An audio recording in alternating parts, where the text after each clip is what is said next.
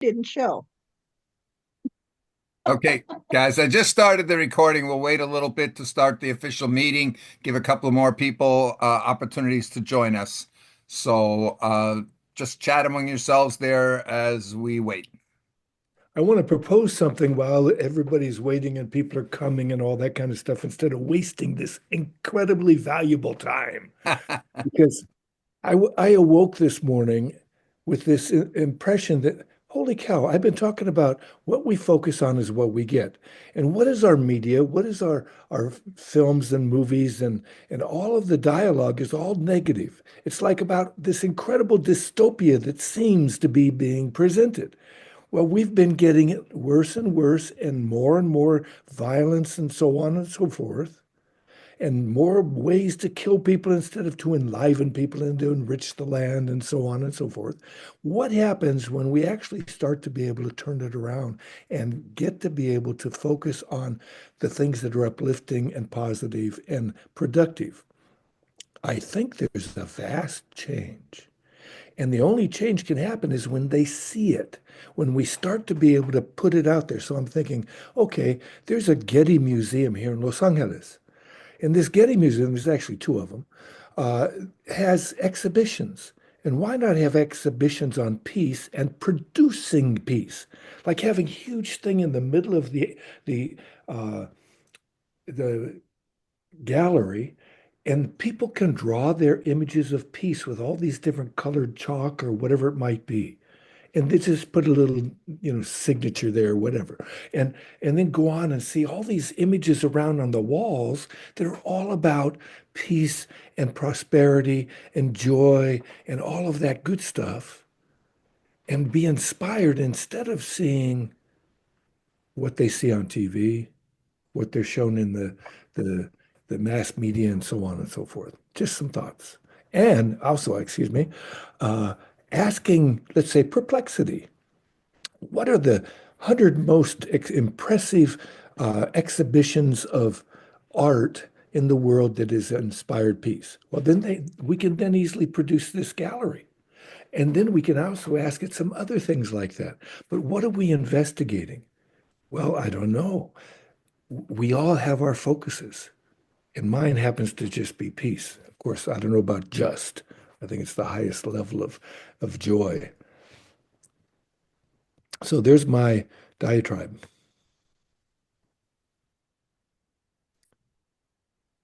Naim, what makes you happy today?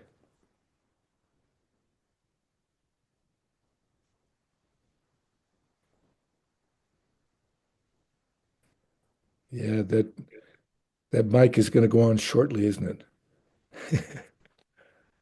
Or how about Norma? If you we'll wait for Naim and you can express yourself, and then maybe Nasir. Good morning.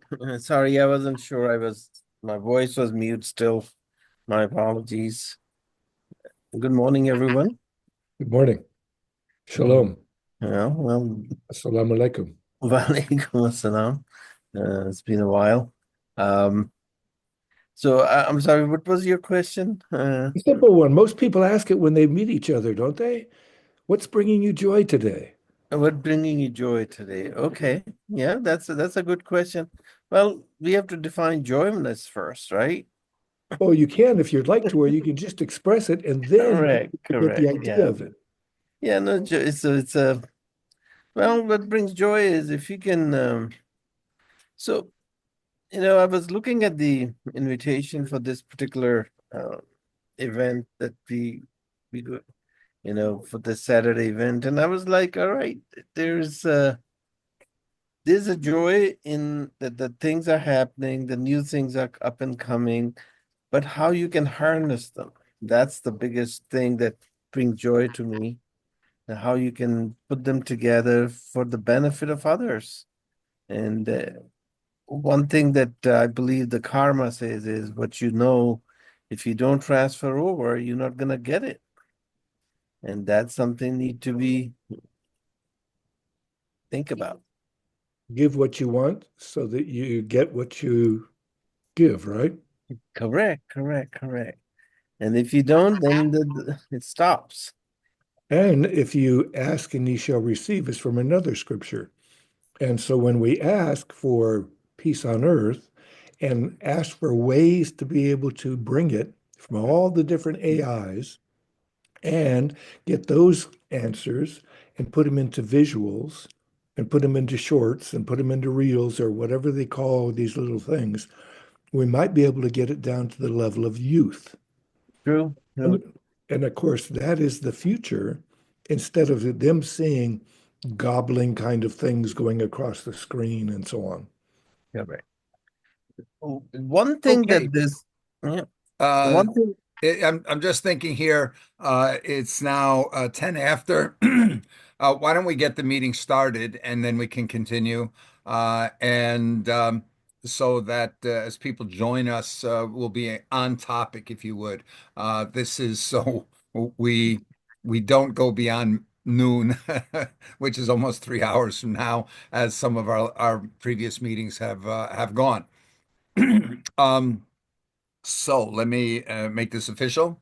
Ding, I'm Bill Graham. I'm the president of the Rotary Dare to Be Great Global eClub, and I declare this meeting of 8 February 2025 to be open.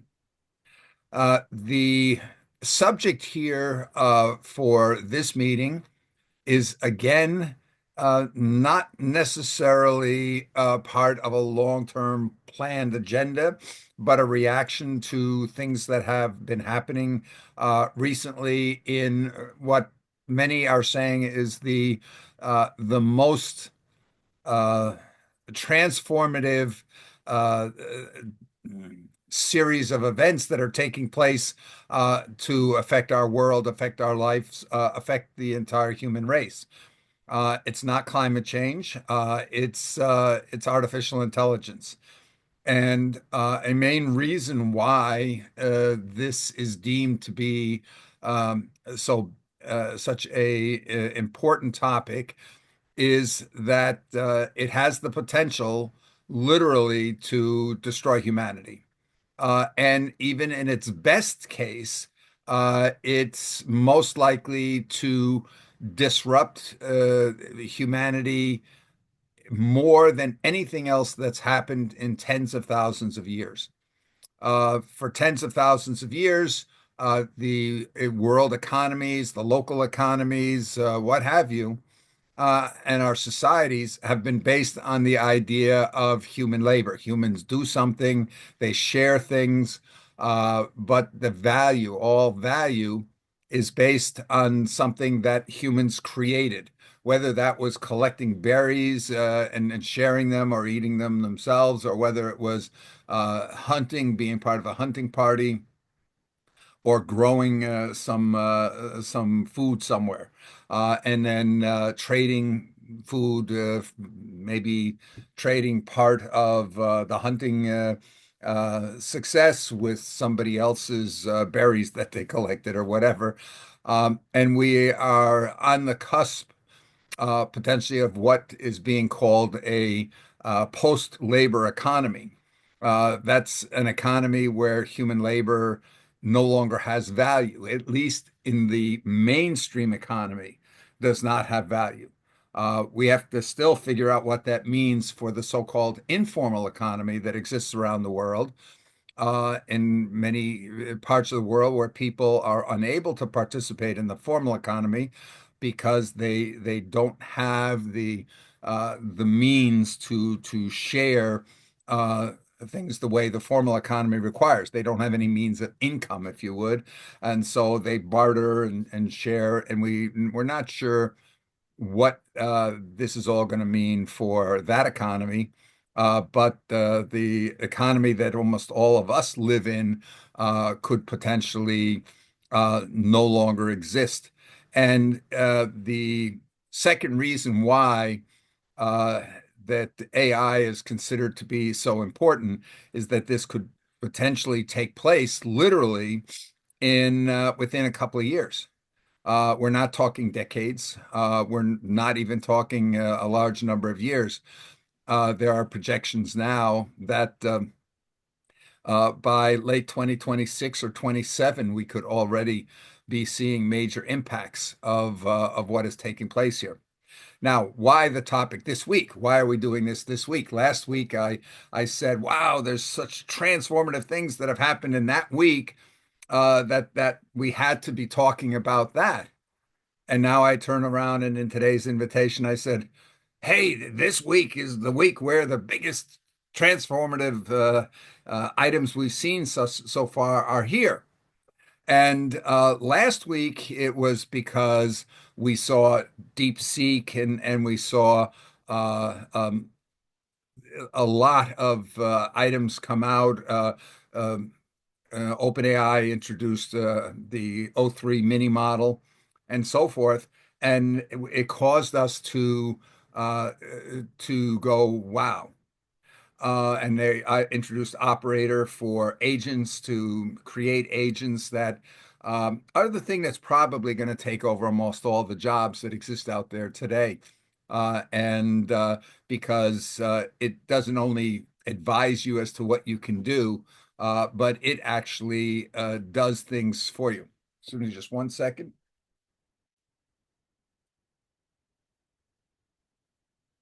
Okay. So at this week, we see last week our meeting was like today on a Saturday, and Sunday, OpenAI drops a product called Deep Research. Deep Research is based on the full O3 model, and it has been rated to have 10 times the intellectual power of ChatGPT 4.0 for Omni, which means just 2 months ago. 10 times the power of just 2 months ago. On top of that, Sam Altman has teased that ChatGPT 5.0 is right around the corner. Potentially, that will be 10 times more powerful than O3. So we are potentially saying that before summer, before our Rotary convention, we may see a 100-fold increase in the intellectual or intelligence or whatever we want to call it, capabilities of artificial intelligence.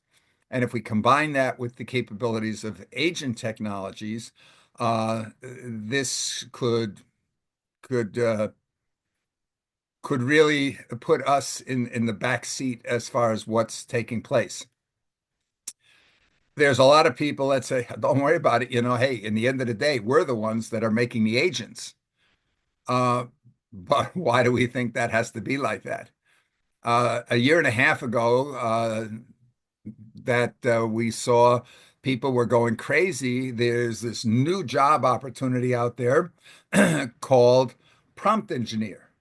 And people were talking about seeing want ads offering $300,000 or more for people who are really good prompt engineers.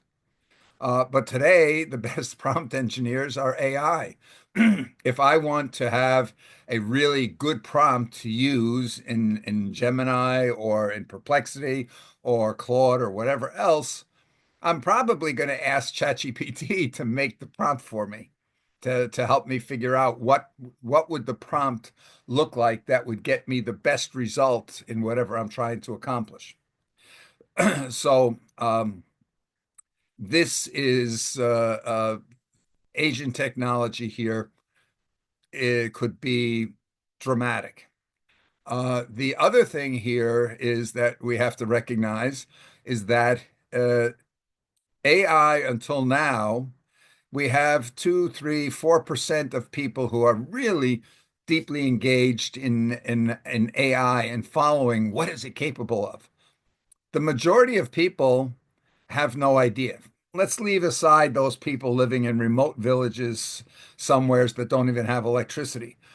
I'm talking about, in some cases, professors who are teaching AI at universities not being aware of the latest capabilities or not being aware of the trajectory of what's likely to happen. This results in my hearing people say, Oh yeah, you need to study AI to have a successful career in the future. You should go study machine learning. Maybe if you do, you'll be lucky enough to get that one of those 0.00001% of the population that's going to be needed or have a chance in machine learning. And of course, that's if by then AI has not taken over the design of everything machine learning. So anyway, so this is some of the reasoning why this has become such a hot topic. Because if only a small percentage of the people are engaged, it's not probably not going to be transformative. We can say that Steve Jobs was transformative because he came out with the smartphone. But was it Steve Jobs coming out? He triggered it. But the thing that really became transformative is when everybody got one of those devices and had one of those devices and was using it. And it's going to be the same with AI. So as long as it's just in academic circles and certain hobbyists and some business people that are focused on really talking about what AI is capable of and pushing the envelope and so forth, that's okay, but it's really not transforming our society. But as soon as we see the bulk of the developed population of the world having access to all the AI capabilities through their mobile devices, through their smart home devices like Alexa and similar. And as soon as it's able that I'm able to go out, I can't tell my grandmother, she's long deceased, but a lot of people's grandmothers, when we get to the point that they can just use this thing because they don't have any learning curve. They just say whatever they want to say, and it does whatever they ask for. And if it doesn't know, it asks them, well, what do you mean? What do you want me to do? So, at any rate, these are the things that are going to drive the transformation of our society. Because once everybody is using these devices for everything in almost all their waking hours, I'm talking about how do I do this for my work? I'm talking about what should I do here for my free time? I'm talking about how do I buy things and order things and figure out what I want to buy? How do I, when I start using this to talk about my relationships, to talk about how can I get my dog to do a certain kind of tricks, everything, and do it in a way that is so much more satisfying than talking to a live human. Now, we might say, no, come on, I'm never going to go and and enjoy talking more to my cell phone than I enjoy talking to my spouse or my family members or what have you. But we have to remember, AI is optimized to do what we want. So an AI, as I've said so many times, is not intelligence. So it's not a question of do I like the machine intelligence better than human intelligence? So we're going to see here, it's a case of the the knowledge and experiences of a single human versus the recorded collective knowledge and experiences of all humanity, now and in the past. Plus, increasingly, all the knowledge and experiences that sensors, cameras out there, other kinds of devices, all the information they've picked up. This is why self-driving cars, the more they record situations and they record reactions and they record the consequences, the more it's able to adjust what it's doing in different cases. So, anyway, those are things that are really driving things. So, how quickly are we going to see that we have a single point of voice communication to everything we do?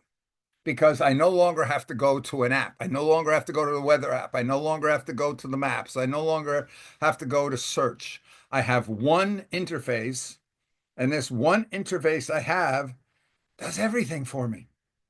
It doesn't only listen and advise me and comfort me, but it also does things.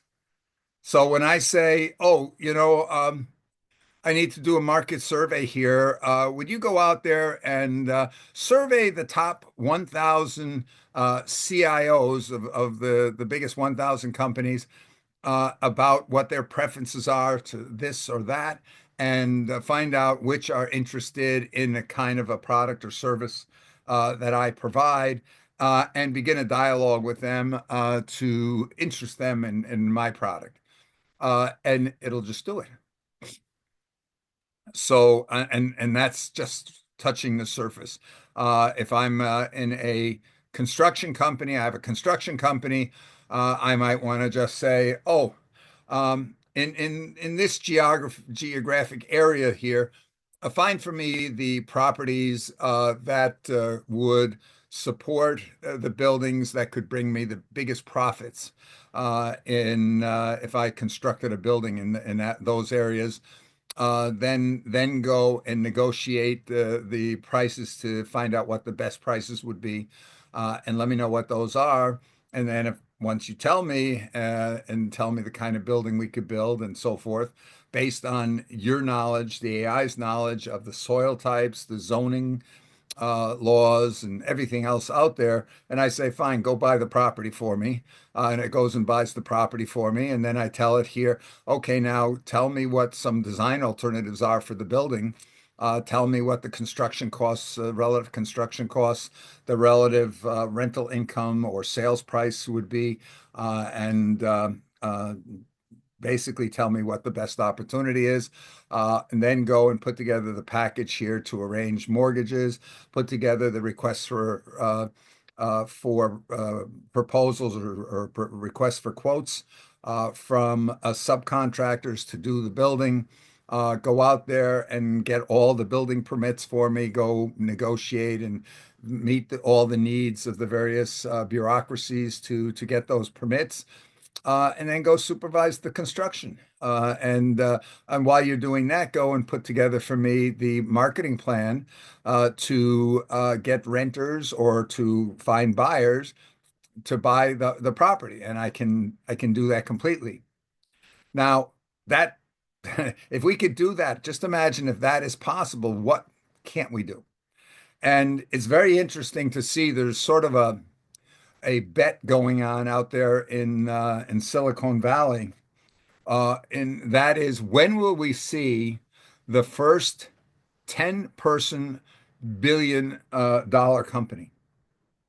And when will we see the first one-person billion-dollar company, where one person an entire company, hundreds maybe, of AI agents that are doing all the work, and there's only one human that owns that, and they're doing that. So this is a direction we're going to go.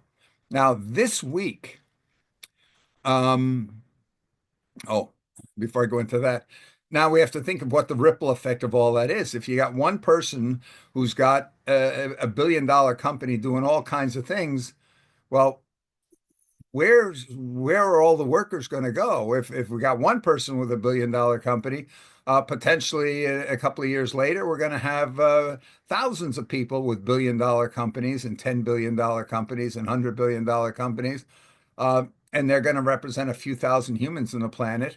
What's everybody else doing? Because they didn't hire them. They hired agents, or they created agents to do things.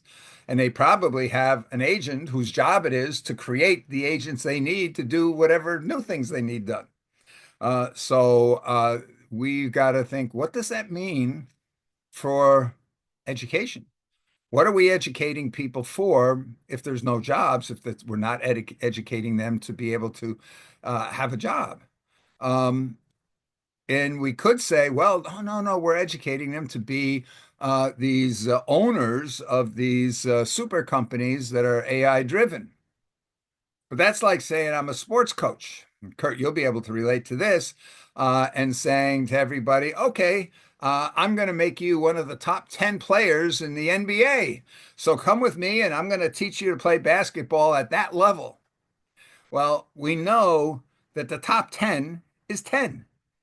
That doesn't mean that we can go and train everybody to be part of the top 10. So we've got to really realize that this is going to have a huge impact on the concept of education, and we're going to have to deal with that. So why the topics of this week? Well, deep research and coming out, uh, and what we are now experiencing, and people reporting what they're able to do with Operator, the agent builder from OpenAI, and what you're able to do with Google Gemini 2.0 Pro, the full version, was released this week. Well, what are all these things now capable of that we didn't have last week? And that's what we want to explore today, because this is going to give us an impression of how quickly are we likely to get to that point where everybody with one of these has instant knowledge of everything that humanity knows about anything, uh, at their fingertips, just in time. Our education systems today are based on just in case. We teach you a lot of stuff just in case maybe you'll need it or it'll be useful for you at some point in your lives. But if everything is available just in time, I don't have to go and learn a lot of just in case information. The other thing, of course, is that it's not just chatting with me and talking with me, but it's actually doing things that I want done. So that's why today we want to look in and bring everybody to the same level of understanding of what's possible. What can we do today? So I'm hoping some of you have been following and exploring these latest developments that have happened in AI, literally in this week, and especially looking at the use cases, because AI over the last 2.5 years, or 2.25 years, uh, has not so much been driven by the frontier companies, by the open AIs. And so they have very often been reacting to what the users have done. When OpenAI first introduced ChatGPT, they had no idea of where it was going to go and how fast and how and what direction. That was the users who started doing stuff different than what the original creators of the software were thinking. And so when they started to find out and see things like, oh, it can't even add. It adds 3 + 4 and comes out with 9. Um, well, so So Bill, it's Joan here. yes. I love the tools and stuff like that. The part that I just bothers me is this whole taking over human living, right? Um, like, is it for the industry? Like, I mean, it boggles my mind that why are they doing this? But regardless of that, that's just my philosophy. Um, I watch YouTube and I have a wide range of interests from art, architecture, history, whatever. And I can tell you, every time I watch a subject, then a line of that subject matter, you may want to watch this. Well, I, I do that and I look at it and I go, well, I don't want to watch anymore. I'll find my own. And it's very annoying because it's like trying to pigeonhole you into what they think that you are. And for somebody like me who is very multifaceted, that's why whenever everybody says, oh, the first impressions, I was like, if somebody wants their first impression of me, they'll be 100% wrong. Because I have a lot of interests. I love, I've been travel around and I'm exposed to a lot of different types of people. So if AI is generating what they think you are, and they make a mistake, like if they say, for example, somebody commits a petty crime, whatever, what's a petty crime? Something that somebody you stole, steal, from shopping, is that a Shoplifting. petty crime? Is that what I don't? I think petty crime sounds like it's not that big, like a big crime, right? I've never been accused of anything, so I don't know. But imagine somebody taking what you've been watching and say, "Oh, look at this person; they're watching this." Right? Which they do for a lot of criminals, the shooters and stuff like that. And you think to yourself, okay, some people watch those things, but how does a machine listen to say, yeah, the day that I was watching that, this is what I wanted to do, but if you watch the next day, I was doing something else. Mm. Like the reasoning, I guess. Yes, actually here, it's sort of like the self-driving car. The self-driving car here, maybe a road is under repair and you've got to drive on the grass to get around the repair station. And all of a sudden here, the AI says, oh, the solution in many cases is just drive on some people's grass. That's a shortcut you can get to. Don't wait till you get to the intersection. Just cut through people's yards. Um, the what we're seeing happening though is we get the more scenarios we get, the more AI, and I'm thinking self-driving cars right now. The more situations a self-driving car gets into, and they're able to see, okay, what did the human driver do as a result of that situation, and then be able to judge what was the outcome of it. Was it desirable or not desirable? And then from that, it's able to say, oh, okay, this is the action that will get the best outcome in that set of circumstances. Uh, but what it also is doing is it's getting an understanding of the scope of alternate situations or alternate actions.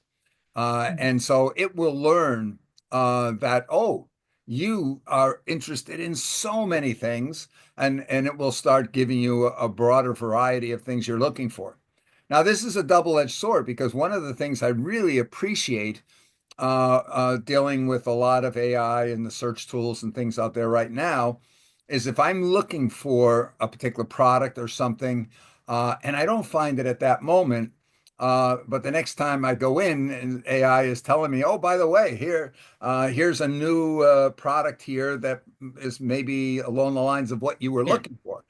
yeah. I appreciate that. I appreciate it here very much when I'm going in and looking at YouTubes and I find a YouTube that's introducing a new use case or something specific that I get recommendations for related or similar new examples of use cases and so forth.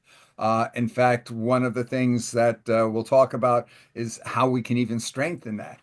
But at Mm. the same time here, I want the ability to tell YouTube, okay, I'm finished with that, or whatever the search is. I'm finished with that.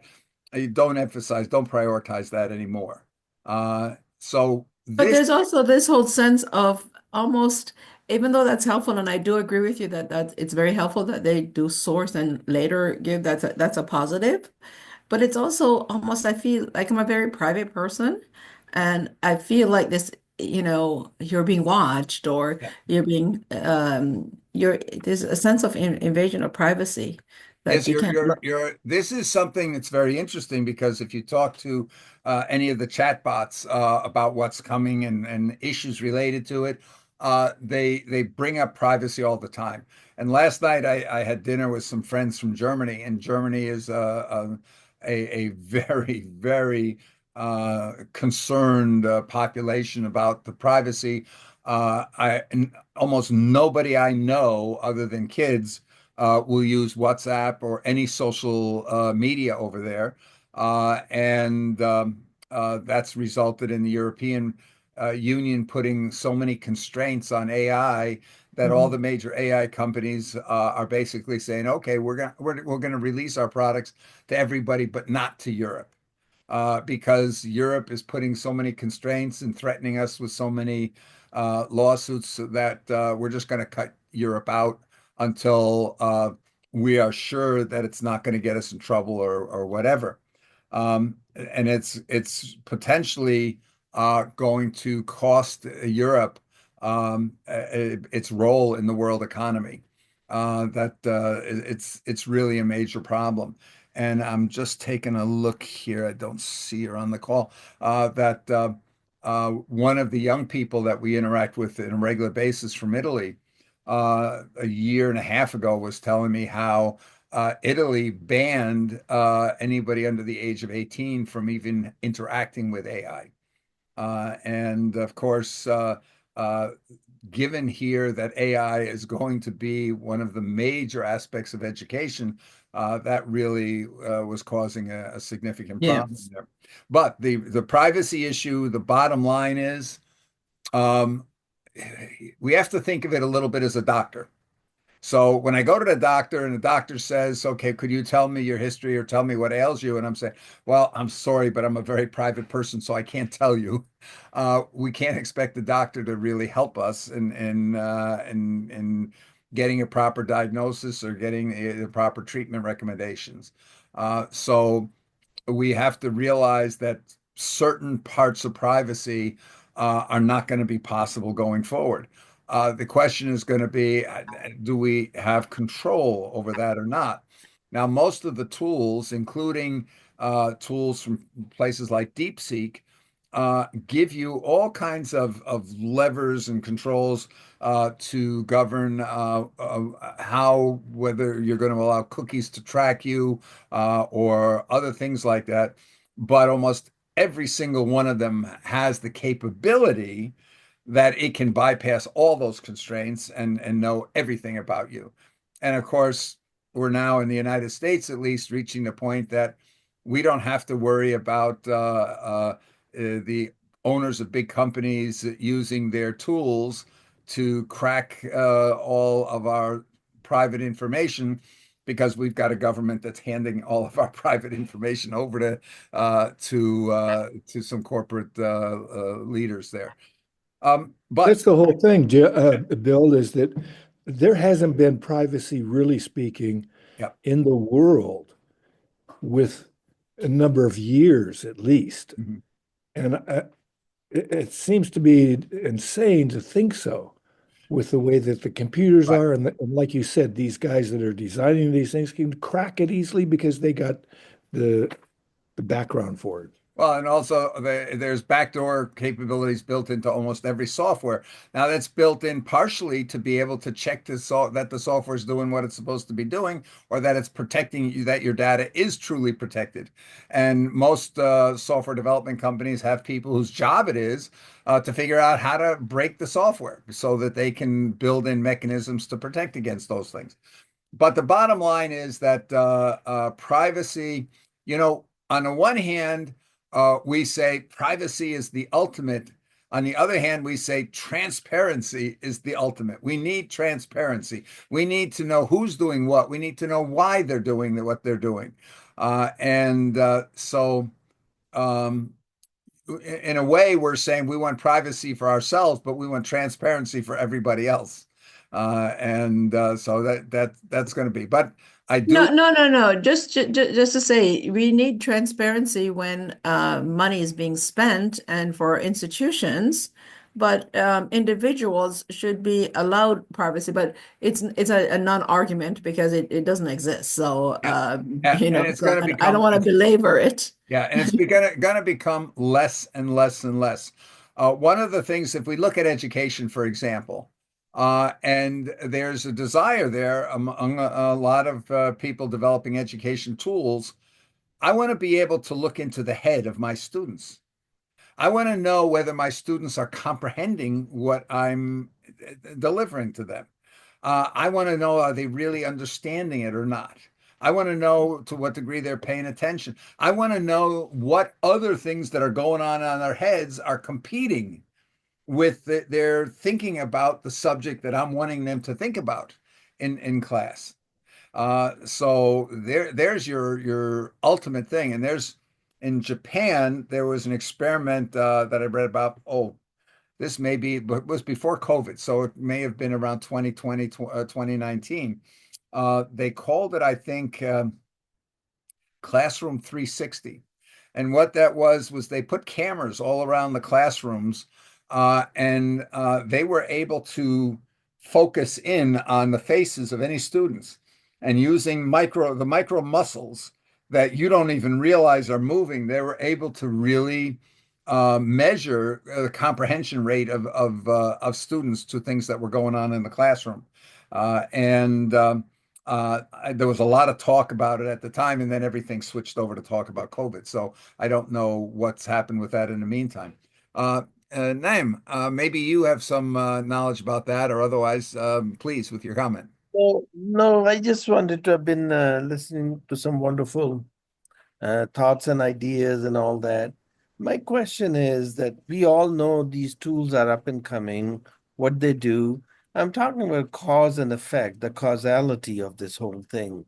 How and what we are going to do to harness these all these developments to bring it to our benefit. And now we can talk about it, what this does and what that does, but how will that get connected to what our goals are? And Mhm. is there at any point that we discuss this is our goal as a group to discuss something? I would love to be part of that discussion. Um, because the way I look at it, okay, if there are tools available, and I'm only teaching subtraction and addition. Why do I need a calculator with algorithms in it? Why do I need the also does the calculus? All what I need is something to teach me how to do plus and minus and maybe a double fraction, but that's about it. So with that said, if there's any discussions on it, I would love to be, take it to the next level. Mhm. And that's how I look at it. As the technology come, I don't need anything beyond what my education to a K-12 student does. Mhm. Uh, Yeah. I'm not going to teach them to how to land on the moon. So what am I going to do with all these new nuances coming up and along? So that's all what my thoughts Yeah, are. yeah. No, no, no. You bring up very valid points. But this is an interesting what's the perspective when we look at these new technologies? Do we look at it from the perspective of what can I do with it? Or are we looking at it from the perspective of what is it likely to do to us? So when we see um, we see all the oohs and the ahs about, wow, look at this. I can create images. Oh, I can create videos. Oh, I can create music. I can do all these things with these tools. And that seems to get this generative AI thing seems to get all the attention. But I don't believe that's the thing that's going to be so transformative as the fact that it's going to become my favorite companion, confidant, tutor, coach, best friend, assistant, all wrapped up into one that knows me so well that it can serve me in a way that is more satisfying than interacting with any human out there. And so Yeah, I have I, it's available 24 by 7. I I wake agree. up at 2 o'clock in the morning and something is going on in my mind, and I'm able to just say, well, what do you think about this? Or what do you think about that? Correct. No, it's a Or great point. Yeah, I uh, agree with you on that. Yeah, I and just wanted to make and my. excuse me, just one point on Sure. this that there's a video out there just recently released by a guy named Andre Omjai or something like that. He does a lot of videos about age and technology going back for a year. And he talks about how in the beginning we started off in communication with these devices, with computers, and you had to switch toggle switches to say, okay, that's one character, and then submit that one character, and then you could make the next character. And you had to do this in all kinds of code to be able to tell the computer what you wanted. And then we moved on to the idea that you could type commands, but you still had to do assembler. You had to do all this cryptic type of codes. And then from there, we moved on into programming languages that were more natural to humans. And you were typing regular instructions. And we've kept advancing, advancing, advancing. And the speed of our ability to communicate with the machines has gotten better and better and better. And now we're on the cusp of true voice communication with the machines. And he goes into all that. He spends quite a number of minutes going into this evolution of communication. But then he comes in to say, okay, where are we? The next step here is we're connecting the brain, whether it's with one of those skull caps on it or by implanting chips. That we will no longer have to talk to the machines. It'll just know what we're thinking, and it will be able to directly implant thoughts into our heads and be able to take thoughts that we have in our heads and act on them or cause things. And so it's really interesting to see. And he brings up real life examples that are going on in the world right now to facilitate this ability to getting to where the brain is connected.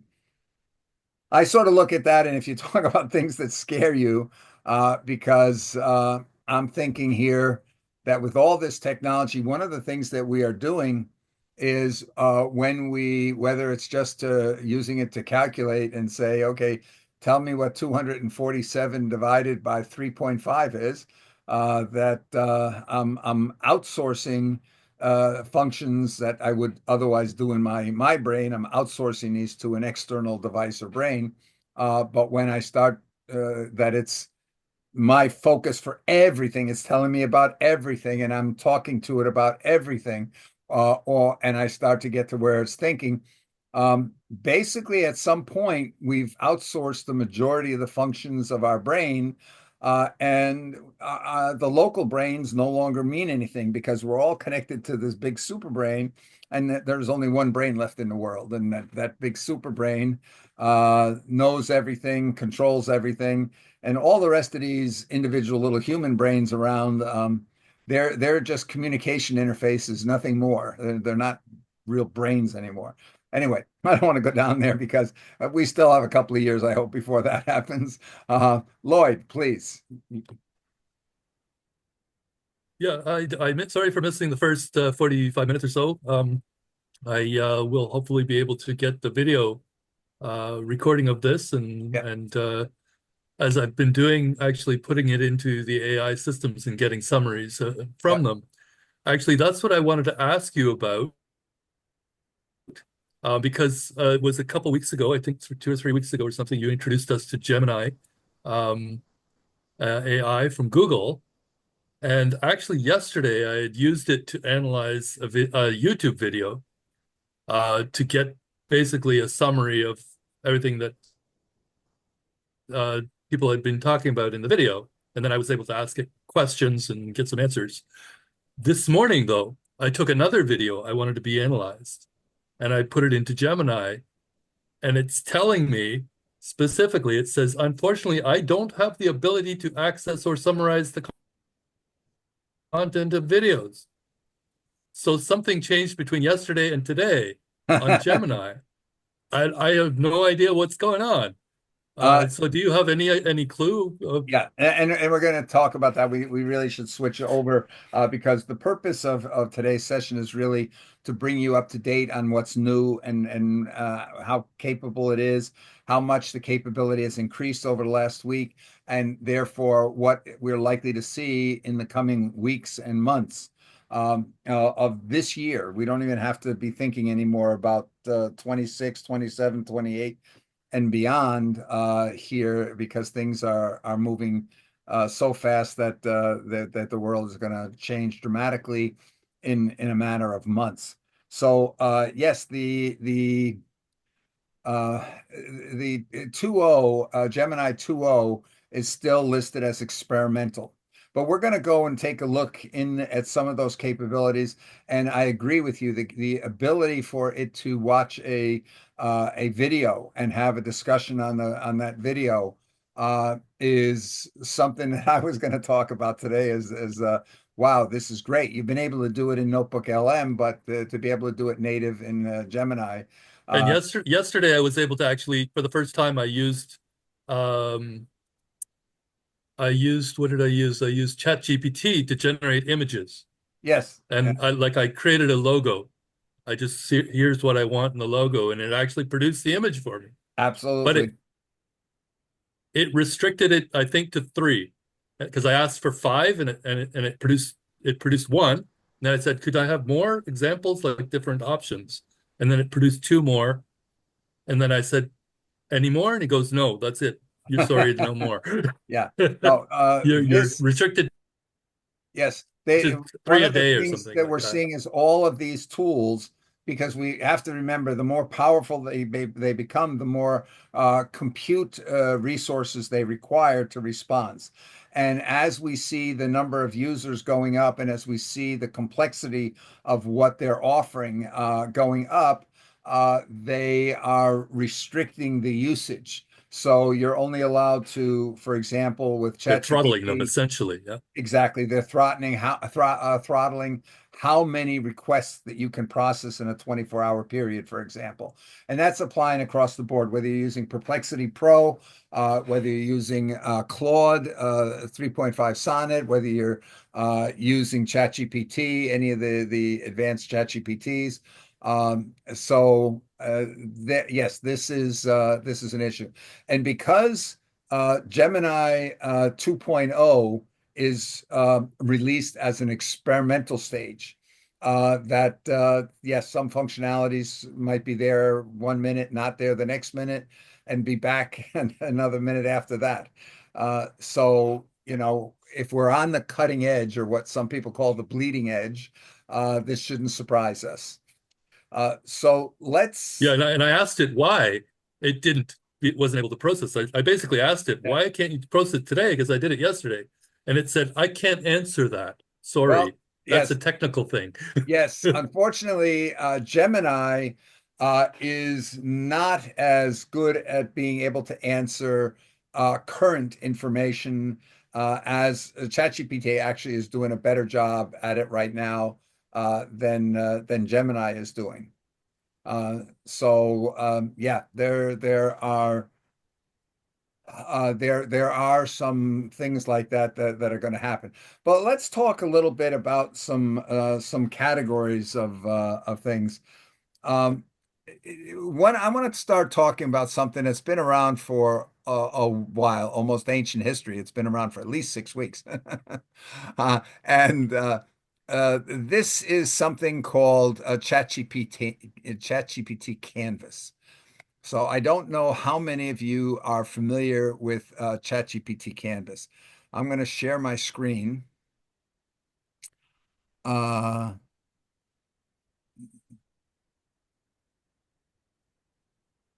let's see, where would it be?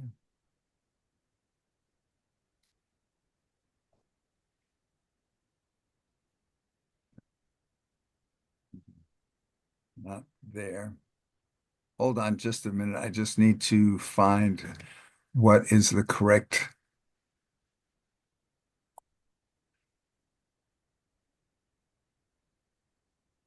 Okay. Um, Before I do that, because I have something here that's already ready to go that I'll show you. I mentioned here that ChatGPT released deep research on actually they announced it Sunday night U.S. time, and that was because they were announcing it from Tokyo.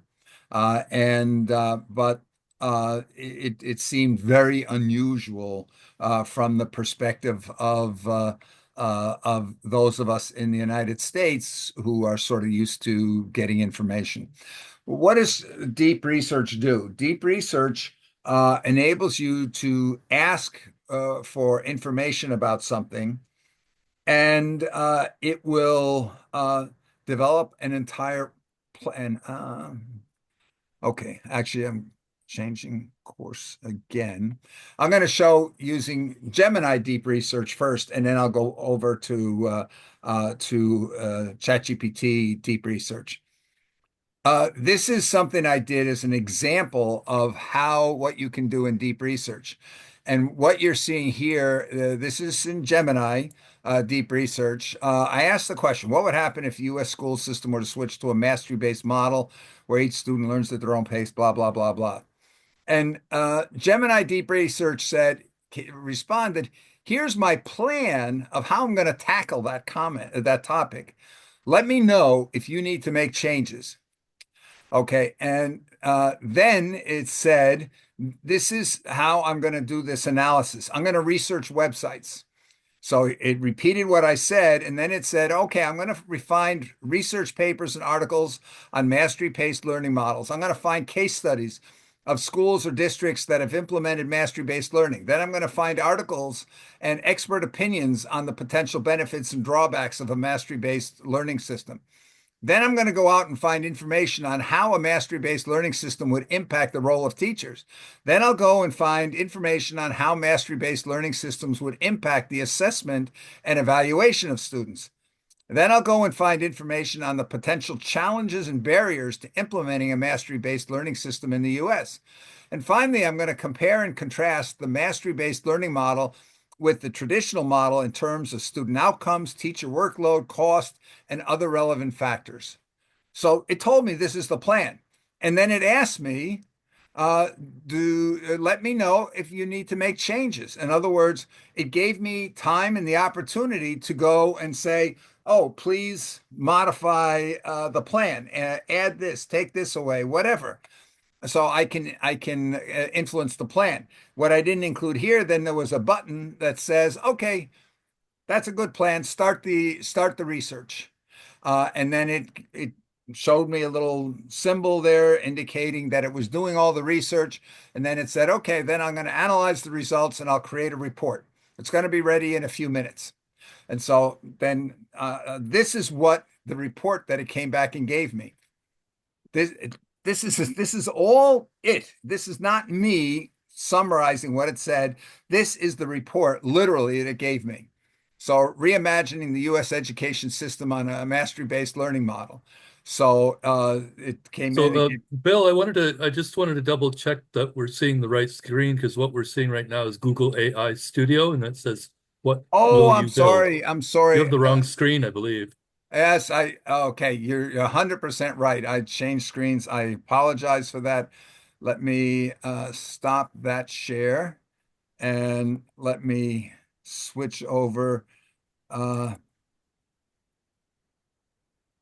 Whoops, still wrong one. Okay. Uh,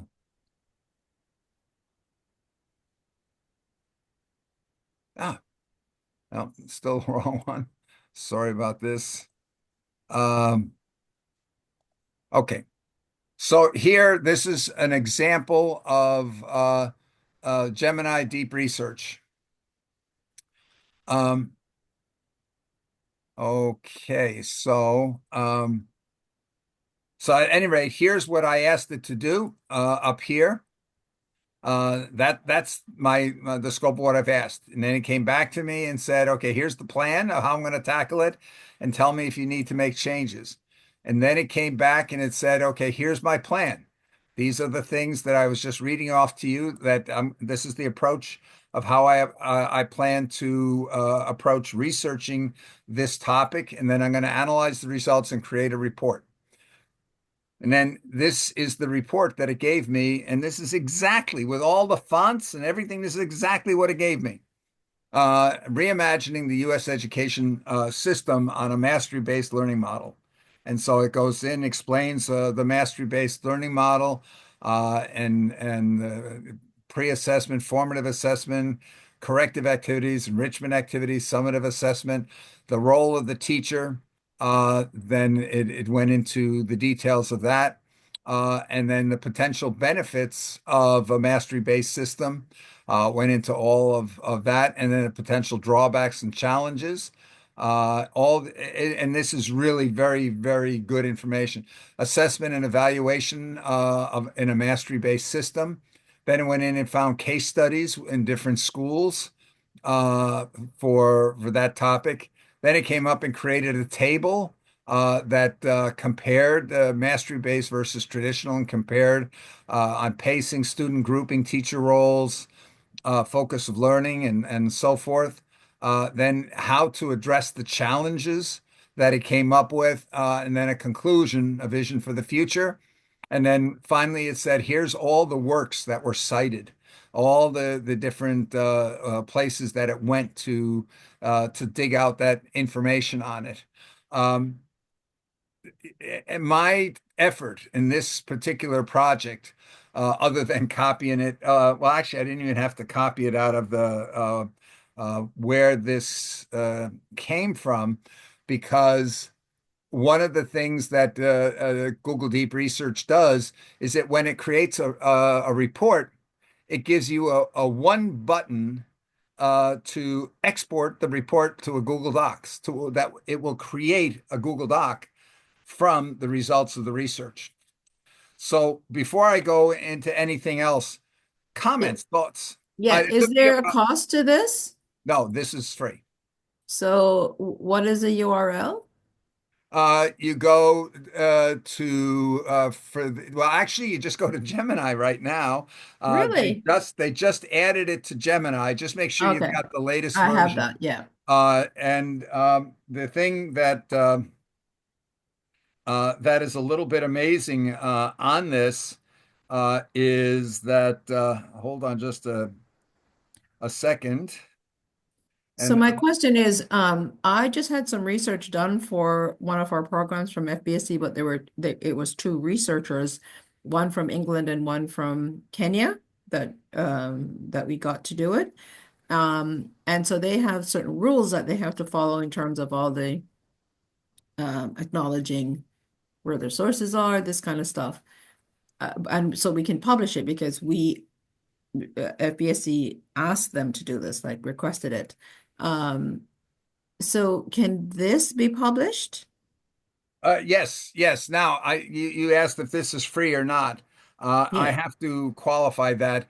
I'm not sure if you don't have to be on the $20 model to get this in all functionalities. That could be the case that you have to be in that to get that. But let me see. I'm going to stop the share here. I'm going to go and switch over to, let's see, Notebook LM. Bill, can you check the chat? Is that the right URL? Hold on a second. Let me just get this started, and then I'll switch over here. Gemini. Okay. Bill, this response and everything else that AI produces is all open source. Is that correct? Open source, no. Google is closed source, but it's of course Gemini is free. You'll notice here on my screen, you now are seeing here the Gemini screen. Is that correct? Hello, Bill. Yeah. Hello, Bill. I'm And you just can see up in the asking, that upper is the left-hand corner, it's saying here Gemini Advanced. Advanced means because I'm a subscriber. I'm paying the $20 a month or 19.95 or whatever it is. But one of the things here that you have is the ability that you can go in and select which model are you using. And they opened up, I think it was Tuesday, that we've got the full 2.0 was released. But you can see here, I've got this 1.5 Pro with deep research. That's what I've just been using. Then you've got the 2.0 experimental. You have this version that thinks, and I'm going to do an example of on the ChatGPT side. What does all that mean, all this thinking? So Now that's thinking with apps, which means uh, you can have it thinking and working with you on a Google Doc, on a Google Slides, on a Google Sheets, a spreadsheets. In other words, that it's can use all its apps, creating images and so forth. I think even creating videos now. Of course, with the Actually, Bill, I just yes, tried it, and with if you don't have the advanced, it doesn't do that for you. it doesn't. Look at the chat and Yeah. the image that I just sent. Okay. Let's. That's my screenshot of just Um, requesting under Gemini without the advanced. okay. Let's see. I'm going to come back to that because I don't want to, Yeah. I want to continue this share for just a second here, in showing how you can do this. Um, as I said here, if you go to Gemini on your smartphone, I've actually got a video. I'll try to find it and make it available to everybody. And it's showing here that it was able to do um, most of these things. When you go into Gemini, using just going to gemini.google.com, and at the top here, you still get a choice of some models, correct? Lloyd, is that correct? You're muted, Let me Lloyd. see. I have to switch back. So what I'm seeing is, again, I can take a screenshot of what I see on my screen Yeah, but because unfortunately, you I can't can't open see. those. I can't. Well, I can't look in the chat while I'm in share mode. Oh, right. Okay. So what I'm seeing is Gemini, it says 2.0 Flash, 2.0 Flash Thinking Experimental, 2.0 Flash Thinking Experimental with apps, and then 1.5 Flash is there as the Okay. previous model. Oh, okay, okay. So yes, so that just shows yes, you do need to have the $20 subscription to get to some of the functionalities on that. So I was incorrect on that, but we'll see here in a moment that there are a lot of other tools that are totally free that you can get to related to this. But just so we can see on the if I go into the deep research here. And I ask here, what are the latest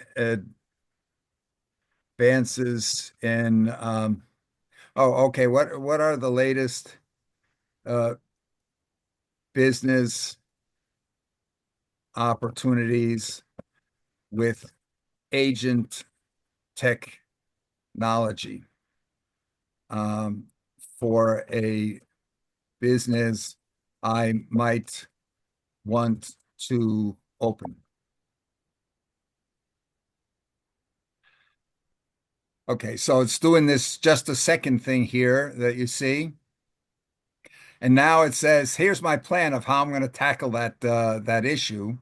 And it came up and said, this is I'm going to find information about agent technology and its various applications, find research papers and articles discussing the latest advances in agent technology, find examples of businesses that are currently using agent technology, finding potential business opportunities with agent technology in various industries, finding information about the cost and resources required to implement agent technology in a business, and find information about the potential risks and challenges associated with using agent technology in a business. And again, I have the ability to come in here and edit that plan. You can see down here next to start research, I can edit the plan.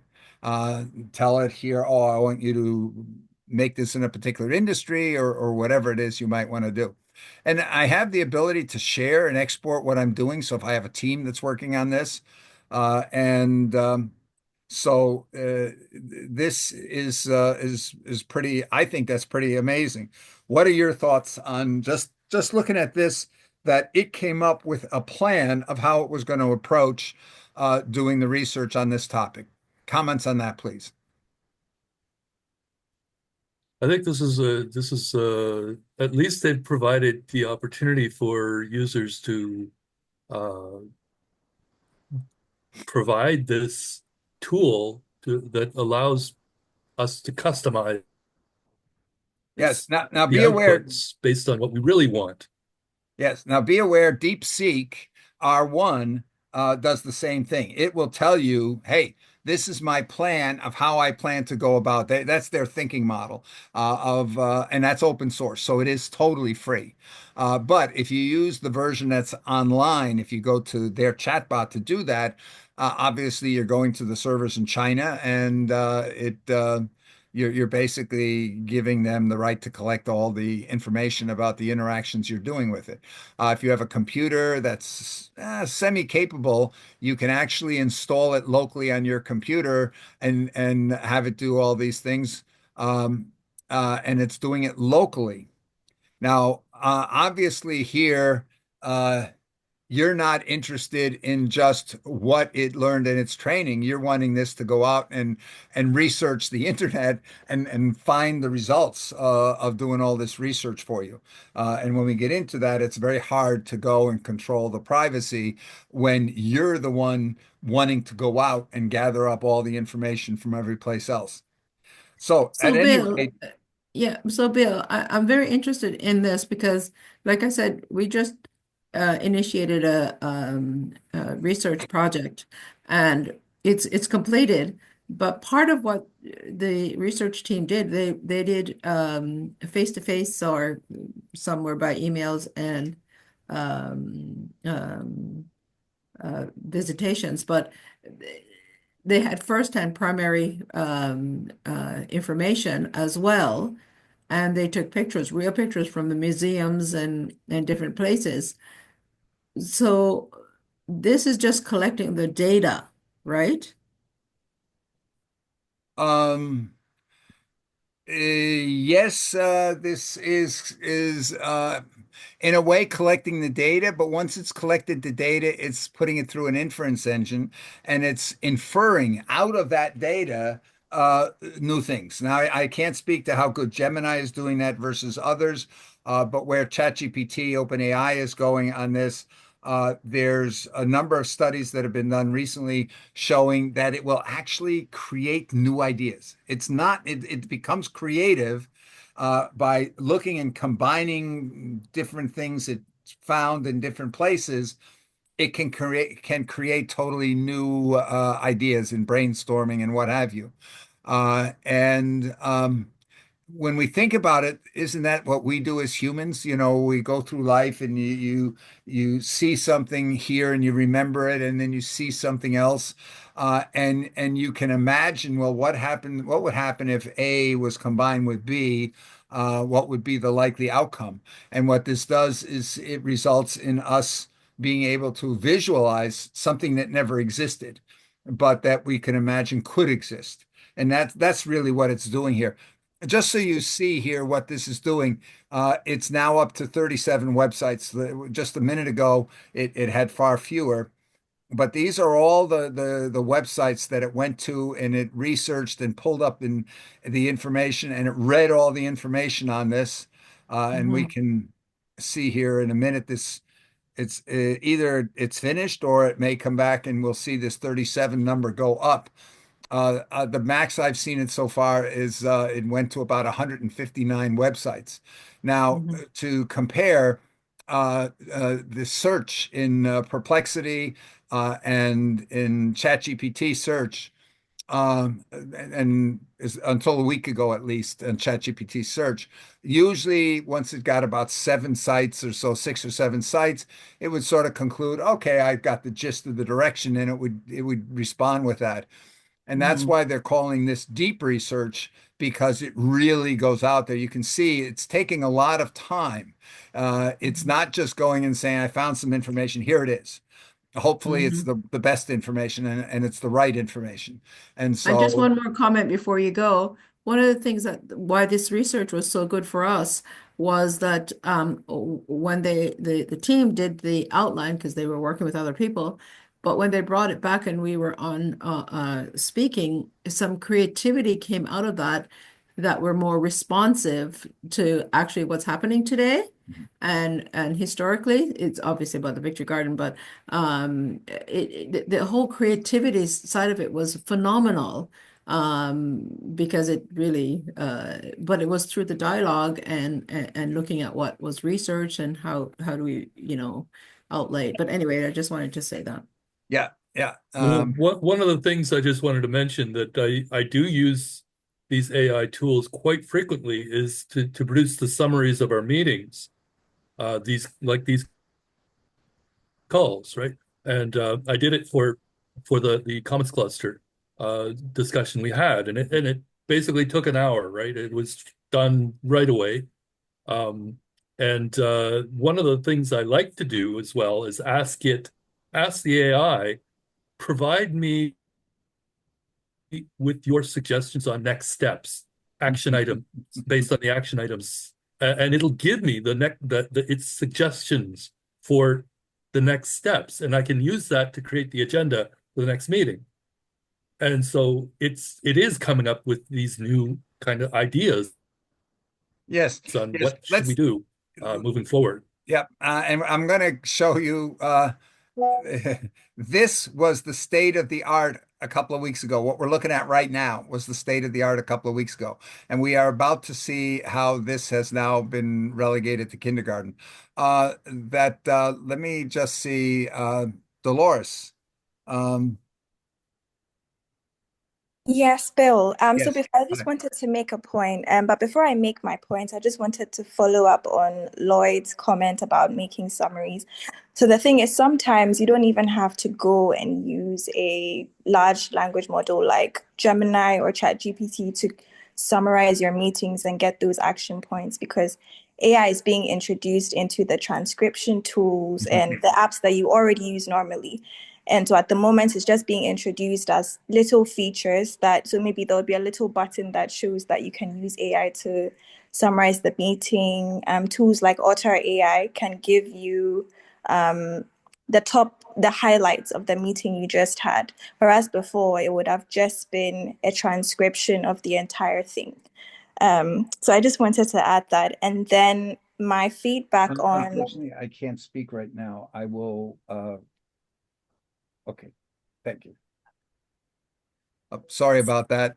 Yes. Yes, no, you're 100% right, Marie. That if we look at Zoom, the AI tools in Zoom, that the while some of them are doing some of these things and some of them are very good, the thing that we're moving towards is the idea of a universal interface to everything. In other words, you will no longer have to go into a particular app to do anything. You'll just be able to converse with your generic interface to the world, if you would, which could be on your smartphone, or what more and more people are talking about is the glasses with the built-in ability to see and hear everything you can see and hear, and talk to you about everything that it sees and hears.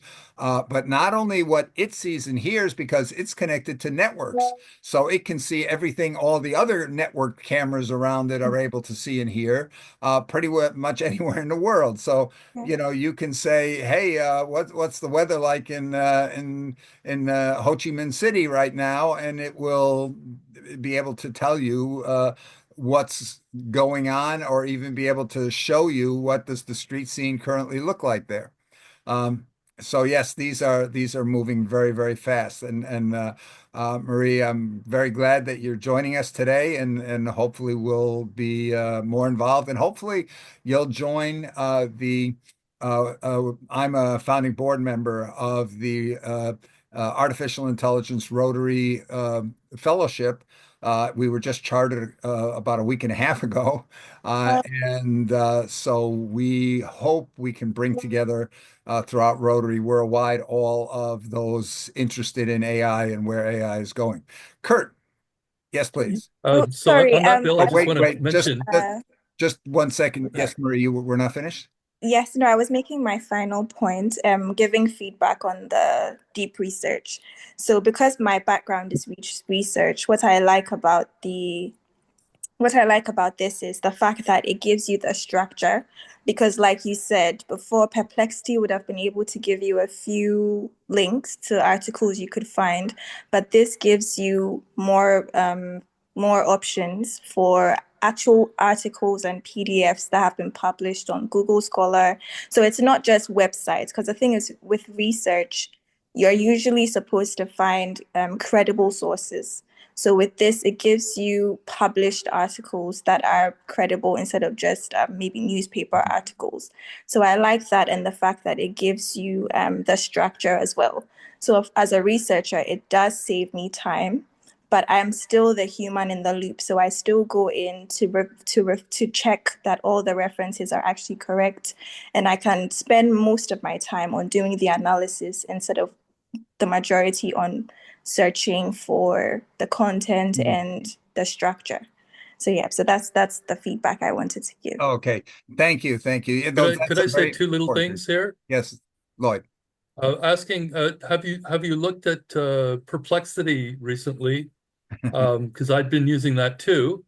And then the other thing I wanted to mention, based on what you just said about the AI, the rotary AI. Do you know Dr. Steve Mann at the University of Toronto? No, I do not. Okay, so maybe you might want to take a look at him. So he was one of the pioneers of the very first, before Google Glasses came up. He was doing it way back in the 1980s, I believe, early 1980s. And I know him pretty well actually from years ago. Um, so he's also from MIT, but is now at the University of Toronto. So Dr. Steve Mann, I could potentially provide you with an introduction, That would be terrific. And anyway, because Lloyd, I'm going to he's one be of in those touch with you pioneers. because Yeah. we want to take all of the meetings, the recordings of this series of meetings that we've had on artificial intelligence for the past number of weeks. And we really want to distill these down to the core gist so that it will be easier to share these for people who are not able to actually attend the meetings.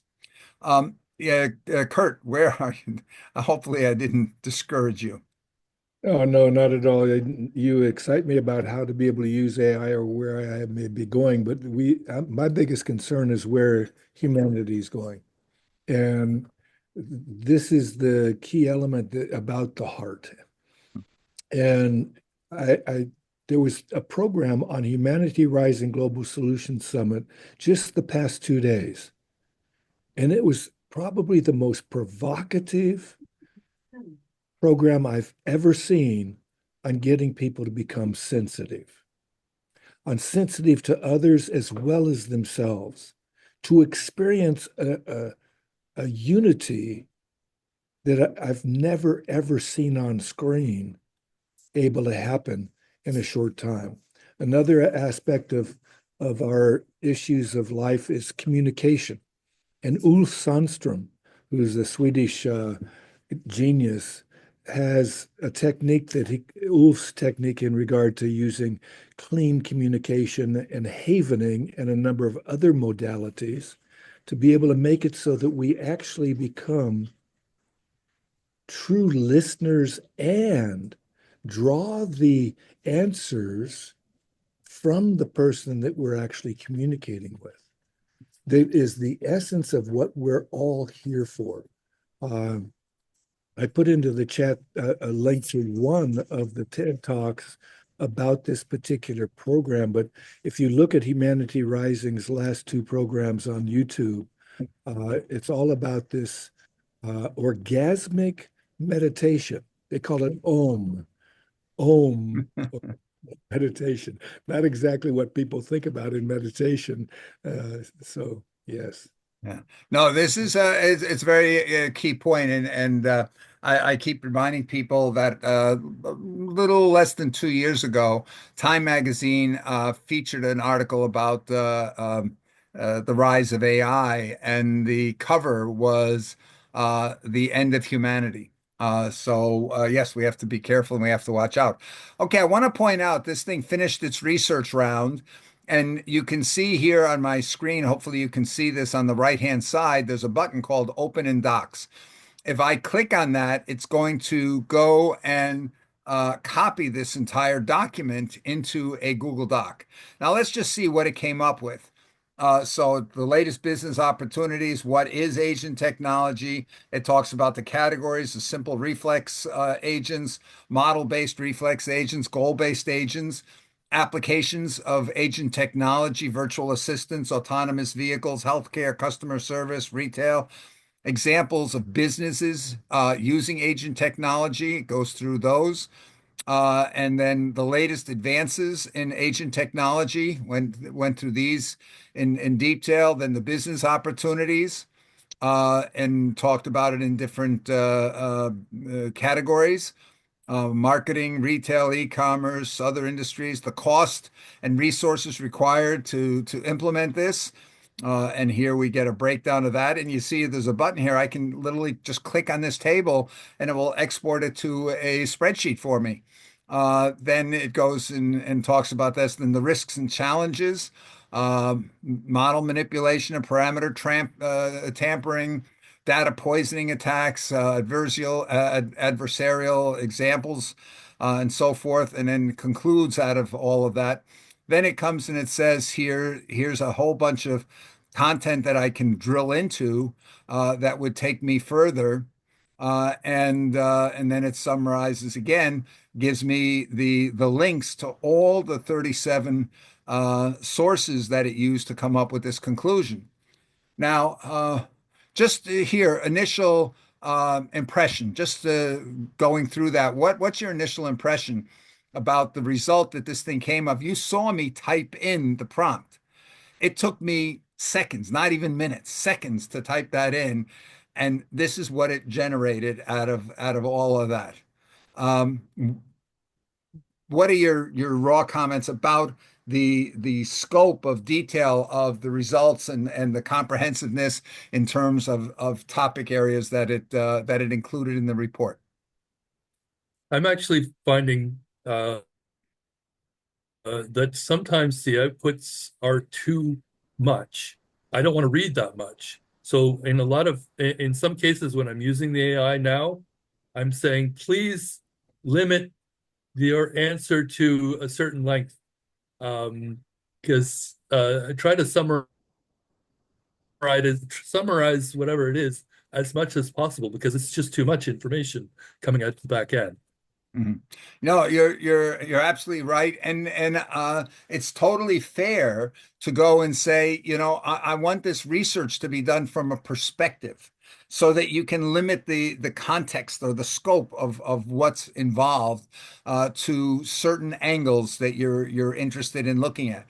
But what I wanted to do was let you see. Now I'm noticing there's one of these little down carrots over here that I can go to any one of these paragraphs. So I go to what is model manipulation and parameter tampering. It says, oh, you can learn more about this topic. So I'm going to just click on that and see, it's giving me a source that I can now go to that's going to give me more understanding in detail about that particular aspect.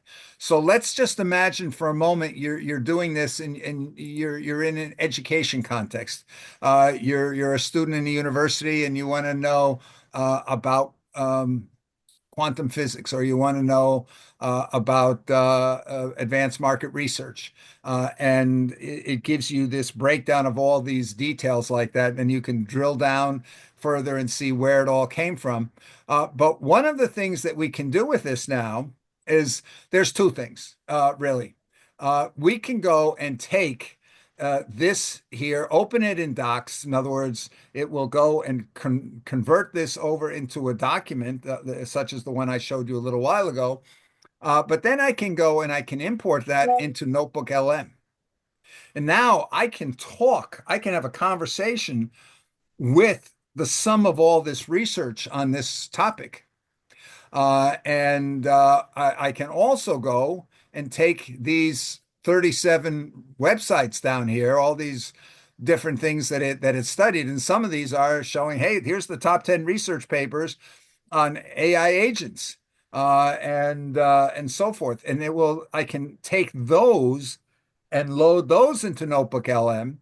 And now I can literally discuss not with the summary of this document, but I can discuss with the summary of that entire scope of knowledge, if you would, on these areas there. So I'm going to switch over. I'm going to stop this share for a second. And I'm just going to switch over to a second. I'll be with you in a minute, Kurt. And whoops, where did we stop share? What happened? Oh, okay. So here we are. And I'm just going to switch over to Notebook LM.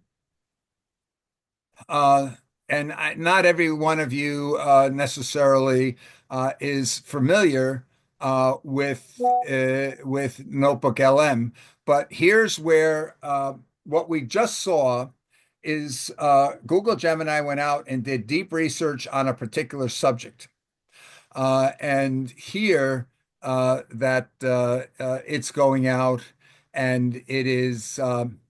You're curating all the sources that you trust on a certain subject, and you're putting all of these in here. So I'm going to go to one of these notebooks, and you see over here on the left-hand side, you see how many different sources I have about this person's book, if you would.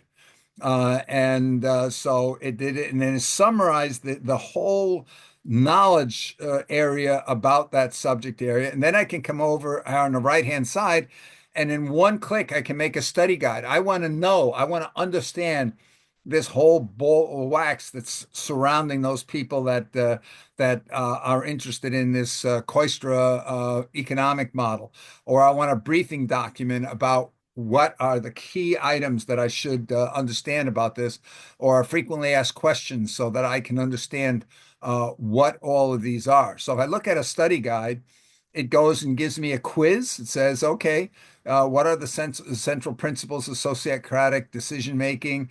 How does the concept of an extra UN economy aim to address the issue of unequal access to resources? Blah, blah, blah. And then it goes and it gives you an answer key. So you're able to test yourself on how well you understand those different aspects of the content of this entire ball of knowledge, if you would. And then it comes up and with essay questions to cause you to think about what's going on in those different points. And then it comes up with a glossary of all the central items that are mentioned in the book. And in the middle here is where I can come and I can ask it for all kinds of questions here. And along the way, if I'm looking at this and something just jogs my mind, and so I'm thinking, oh yeah, this is an interesting point to do. I can create a note, just as if I was in a lecture and I'm hearing things and I say, "Oh, I understand. Oh, that's what he means by this." And therefore, I take a couple of notes to myself. I can add those notes, and then I can expand upon those notes, and I can promote a note to be part of my sources. Then it will be included in whatever the various guide is. And then there's this thing called the deep dive conversation, in which it will generate two hosts that are speaking about whatever it is that is interesting. Now, I'm going to just drop down for a second. Um, uh, Let me go to this. I have This to is the say, Bill, that yes. I'm just saying that I wanted to mention that actually Notebook LM is the place, my go-to place now. It's where I bring everything, all the, as I said, I do these summaries of our meetings, and Uh-huh. it's the nice thing is it's cumulative. You add new information, Yes. and it updates it, Yep. and then you can produce a new summary based on the past information plus the new information, and so it evolves. Yes. And so that's actually the one of the nicest things is when I do those summaries of a meeting, I'll get, let's say, people that have been on a call previously, but maybe they didn't put their contact information in the chat this time around. But they can now look back in the older documents and find everything that they had talked about previously, and maybe some contact information or whatever, anything from older documents. Yeah. And so it creates this chain of information over time. Yeah. And what's so interesting about it is the creativeness of the users of this, the things that they do in using this. In this particular case here, I do want to say one thing is the free version, you can have up to 50 sources that you've curated on any subject. If you pay, you go into the pay version, which I don't remember if it's $10 or $20 a month, something like that. You are able to have up to 300 sources. Now, one of the things that is mind-boggling about this is the fact that it can, if we look, ChatGPT can process about 6,000. I don't remember if it's 6,000 words or 6,000 pages at a time. This Notebook LM can process 20 million. So what 6,000 is in ChatGPT is 20 million at a time here in Notebook LM. So it's tuned specifically to do this kind of thing. Now, in this particular case, there's only one source. It's a website. It's the website of the Italian Diplomatic Academy, and it's summarized what it is and what they do here on this. But you're able to create this I mentioned here about the a podcast. Now I'm going to play it in this particular mode. This is the reason why. Okay. So hopefully you'll be able to hear this because, I didn't give it time to load. Maybe that's okay. Let me go back. It's loaded in active mode.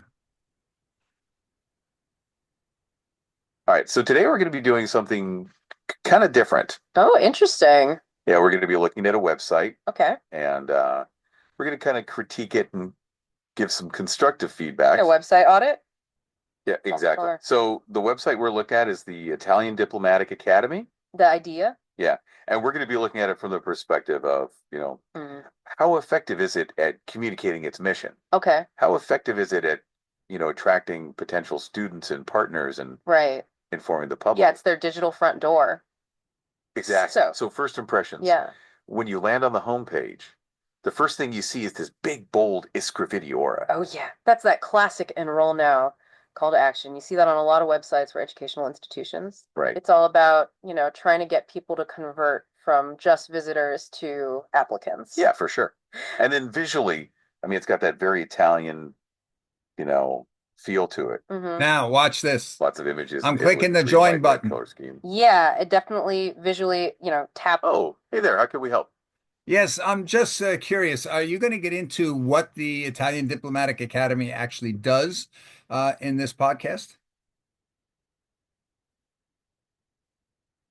Absolutely. That's a great question. Thanks for asking. Yeah, we're definitely planning to dive deeper into what the IDA does. We've been looking at the website as a whole so far, but we're going to start drilling down into the specifics of their mission. Exactly. We'll look at how the IDEA positions itself as a place for research and high-level training. And we'll talk about their focus on international relations, all of the things they actually do. Right. We want to understand how they connect with the UN and their various programs and initiatives. So yeah, we're totally going to get into the what, not just the how. It's an important part of understanding the whole picture. So Karis, thanks again for that question. It's a great one. And it leads us perfectly into our next point. Exactly. So let's get back to it. So as we were saying, the website definitely taps into that Italian national identity, which makes sense. Mm-hmm. Yes. Yeah. Just to jump ahead a bit, are you going to talk about the contact, the ways that the IDA enables visitors to their website to contact them? That's a really insightful question. And yes, we absolutely will be looking at how the IDA handles contact information. Yeah, it's crucial for any website, especially one that's trying to attract students and partners. We've been focused on the overall design and content, but the user. Okay. that's pretty wild. The fact that I can have a conversation, I can interrupt the hosts of this presentation and ask them questions and have a dialogue with them. And what amazed me even more is as it's going through, it could be 10 minutes later, and it's talking about something, and it refers back to, hey, this is what you asked the question about, and it makes sure it relates what it's presenting at that point in time in the presentation to what I had asked for in that question that I interrupted them to ask. As they're presenting along the way, anytime they touch on something that's related to a question that I interrupted them with, they in turn will make reference to the fact that I had asked that question along the way. So, what are your thoughts on that? Actually, that's a new thing that I haven't seen and tried yet. So definitely I will be trying that because it's a unique thing that wow, I didn't realize that you could actually interrupt those and ask Could even questions in the middle. we could So even create our own podcast and send it out to different, let's say, platforms for them to be able to perform. Yes, you can absolutely do that. Yes. And I it's think like it's fantastic. We did one, you and I, for the Victory Garden, and I played just a part of it, just I think 15 seconds or 20 seconds, and people are like, "Wow!" They just couldn't believe it. It's like it's so impactful, So Yes, I'm Bill, looking. I have a question. Yes. It's a very good thing. I have tried two podcasts with the Notebook LM, and I have sent you one as well, but not with this thing that you can join anytime.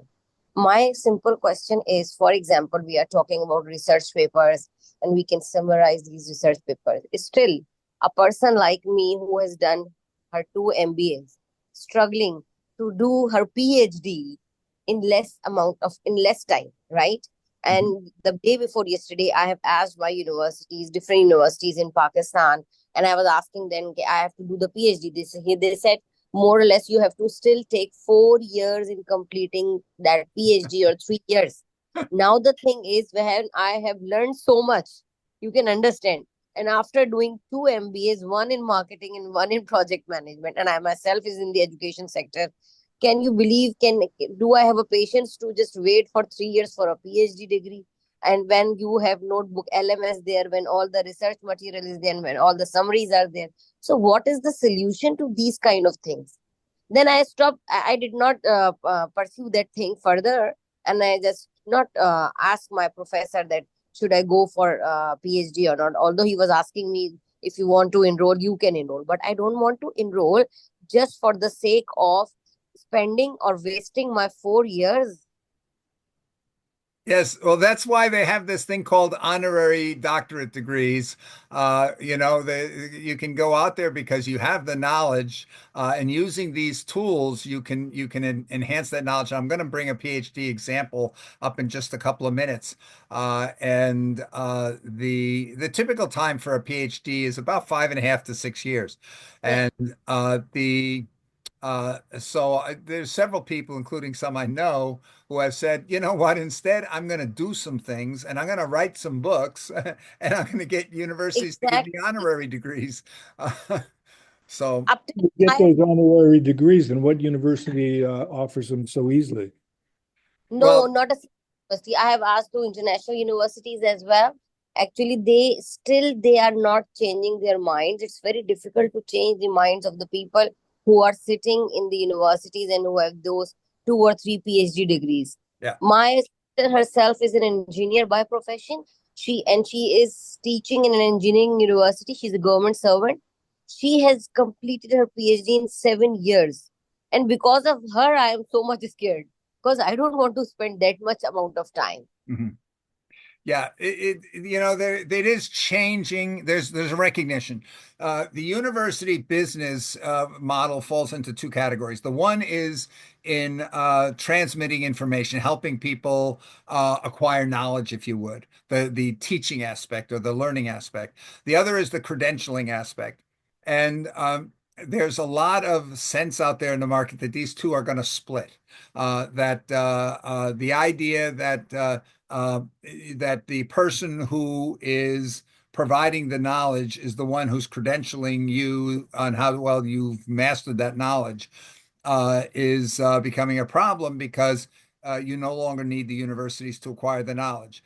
Now, there are some universities in the US that are changing this. We have some that were created from the start as online universities, and a lot of them are now making it very easy to transfer credits or transfer your knowledge over to them. And there's one in particular that's the University of Southern New Hampshire. For example, the New Hampshire Assembly or legislative body went and said that schools have to they have to honor knowledge regardless of where it comes from.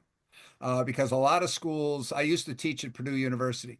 A lot of schools, they even if you have 100% of the knowledge, they require you to pay a certain percent of the amount of money that you would have had to pay to acquire that knowledge through them. In other words, their credentialing system is more or less a way of forcing you to pay them money. But I think that is going to change drastically. There's one more thing I wanted to show you here, and that is when that audio overview we saw, there's something very, very powerful, and that is the customization button. The way it works right now is I've got some sources over here. This is that document I just demonstrated. I just loaded that into here right now. And when I go to add sources here, you can see down at the bottom, I can add Google Docs, I can add Google Slides, I can add links to websites, I can add links to YouTubes, I can just cut and paste text into there. Or I can come up here and I can upload files, any files that I have. It could be a PDF, a text file, a markdown file, audio file like an MP3. In other words, you can take any kind of sources of knowledge and information and just dump it into Notebook LM. Now, you can actually download entire books or import entire books. And I'll try to show you an example of that in just a second. But here's the paper that we were just doing. This is the where I asked what would happen if the U.S. school system to switch to mastery based, and so here's my document. And then it's got these key topics about what mastery based learning, so I can explore within the documents that I brought into this as research. Then it gave me the summary of the whole thing. I have the ability to create the study guide, for example, and you see, and I just clicked on that. And it's generating a new note about the study guide. So here I can take a look, and it goes through the questions, the answer key, the essay questions, the glossary of terms. On that, I can do the same thing with a briefing doc and say, hey, I want a briefing doc. I can do it with frequently asked questions. I can say, what are the questions people are likely to ask about this subject matter here? So I'll click on that. We'll get a couple going here in parallel. So here's a detailed briefing document. Now, the thing that's interesting about this is very often the briefing document here, I've done things where I've made a note that's only a couple of paragraphs, short paragraphs long. And then I make that note, I advance it to become a source. And then I go and I say, give me a briefing doc on my 12-line note that I made.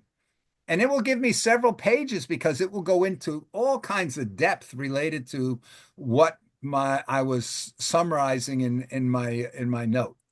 And then in the deep dive, I have the capability to just generate that podcast of the two people speaking. Oh, by the way, let's just take a quick look at the frequently asked questions. mastery-based learning. What is mastery-based learning? What's the role of the teacher? What's the potential benefits? What's the potential challenges?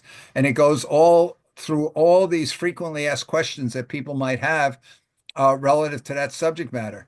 Then I can come over here and customize that conversation. So I might say, well, I don't want you to just talk about everything that's in that paper. I only want you to talk about the challenge of getting schools to be willing to implement a trial of mastery-based learning.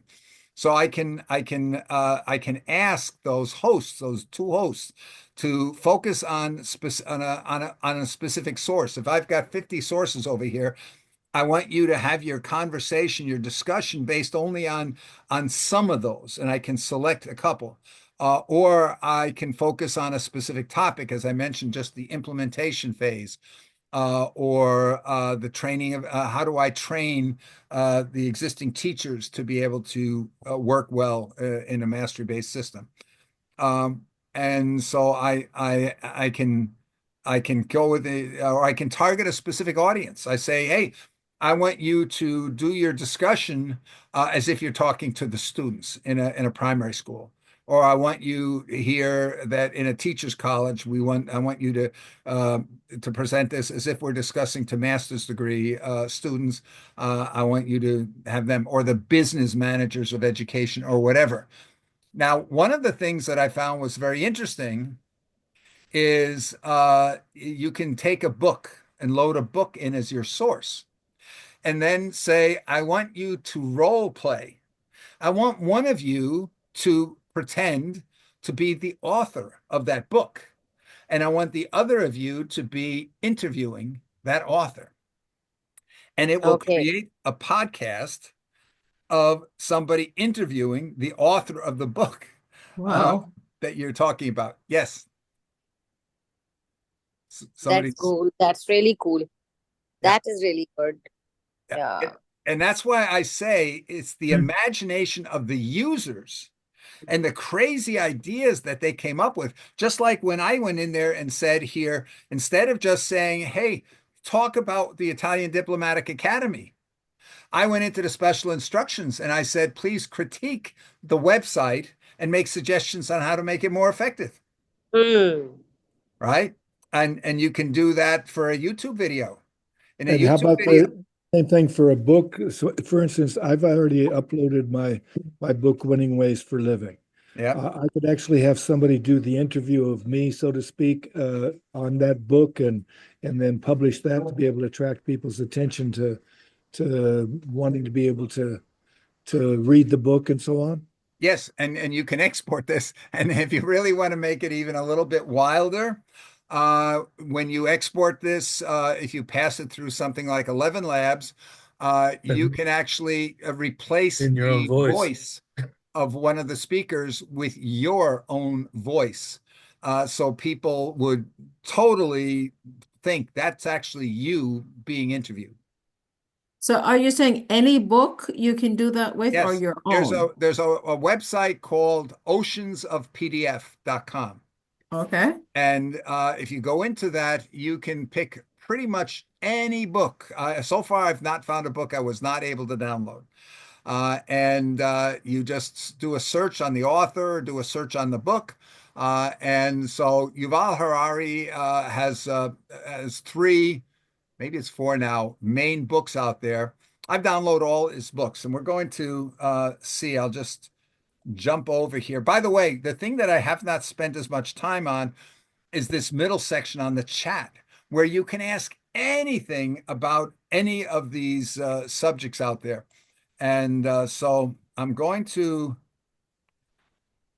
I'm looking here. By the way, Kurt, here is where where I asked I asked ChatGPT. I went out and I used Perplexity to do a search on Kurt, and then I loaded that information, and it came up from these two sources and said, "Here's what we know All about right, Kurt." let's dive deep into peace building today, exploring the fascinating work of Kurt Kruger. Now, this guy, he's not your typical peacemaker. He describes himself as a solutionist. And get this, a polymath. Solutionist and polymath. Oh, those are some interesting titles, I gotta say. Yeah, they definitely pique your curiosity, right? It makes you wonder what exactly he does, you know? Doesn't sound like he limits himself to just one area. No, not at all. And his journey is incredible. Over 5 decades, 5 continents, working with everyone from educators to, get this, elite athletes. He's even created something called the Peacemakers Circles slash network. Okay, so a network dedicated to peacemaking. I'm definitely curious to hear more about that. Is it Okay, so and that we could have gone into interactive mode, and I could have actually asked them questions and about Kurt, and they would go into discussing that with me. Um, so it shows a little bit of the capability. Okay, safety. I'm noticing Huma has her hand up. I don't know if that's a Yes, legacy Huma, is that or from, I a don't know new if that was question. before or new. Huma? No, no, no, no, no. It was Okay, by mistake. okay. So Sapiens is a book Let me ask, by, can I ask a real quick question? yes. I'm, My I'm friend just here has asked about intellectual property. In other words, he's a creative artist and he has a toaster car, looks like a toaster and all that stuff. And we drive down the street and everybody's checking it out and all that. And it brings happiness and joy. Uh, what about the creative property? Let's say my book or your book or any other book, people can actually easily access it and take it and use it in however they want. Is that correct? Yeah, there are definitely issues with that because for example, Sal Khan, the founder of Khan Academy, being used, I think, by 120 million learners around the world right now.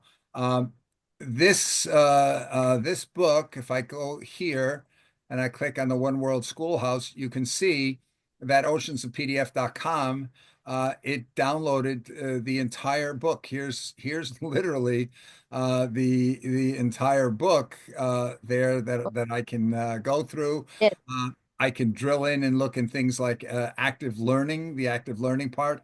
It jumped over here into the chat as if I had asked that question. They come up with recommendations. For example, how does Khan Academy impact on student learning?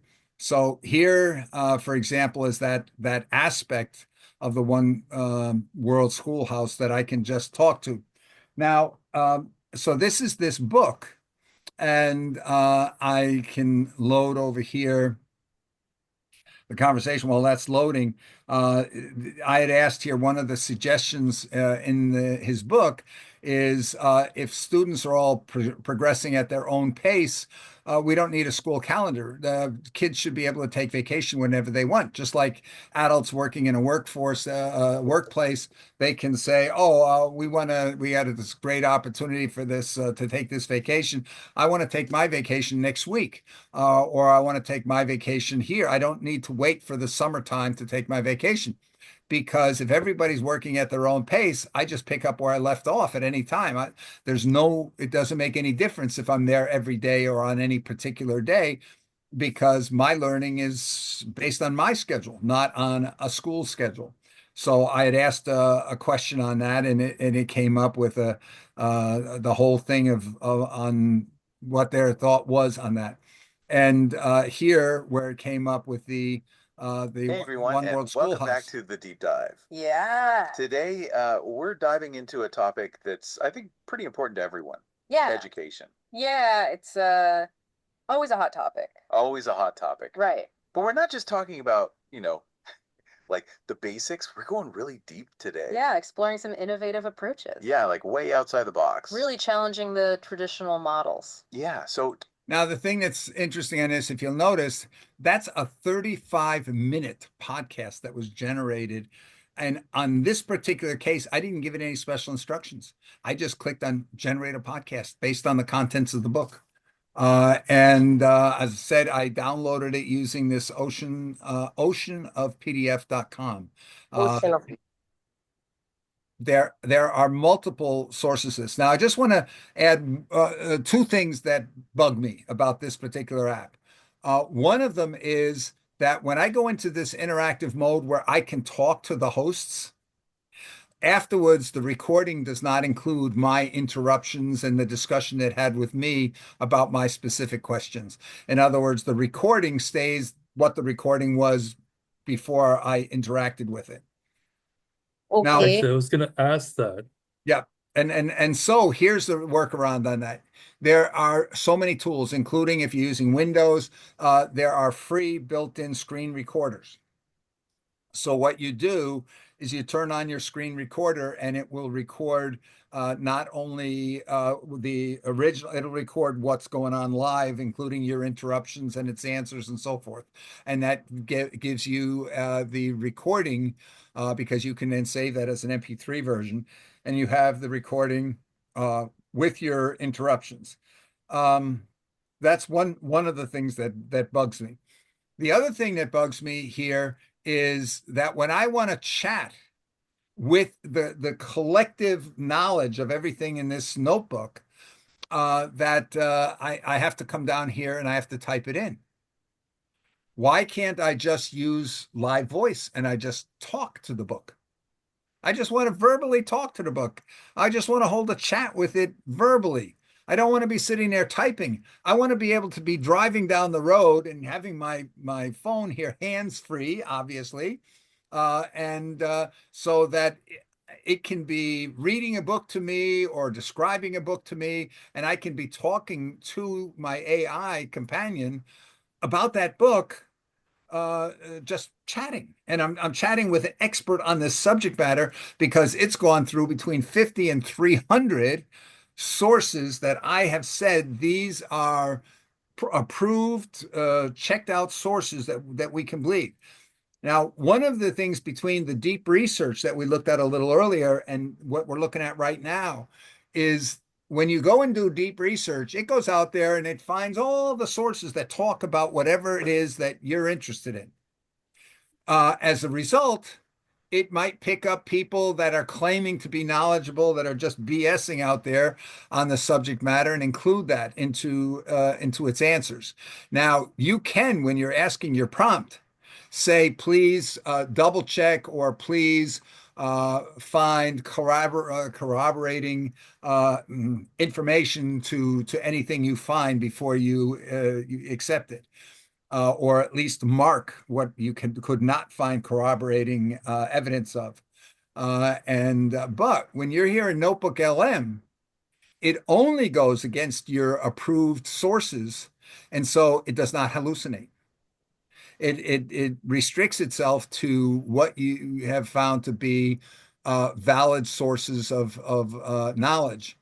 What I expect we're going to see in time is groups. In fact, we have a project that we're wanting to get off the ground where we will encourage groups to collaborate to build knowledge bases on all kinds of subjects.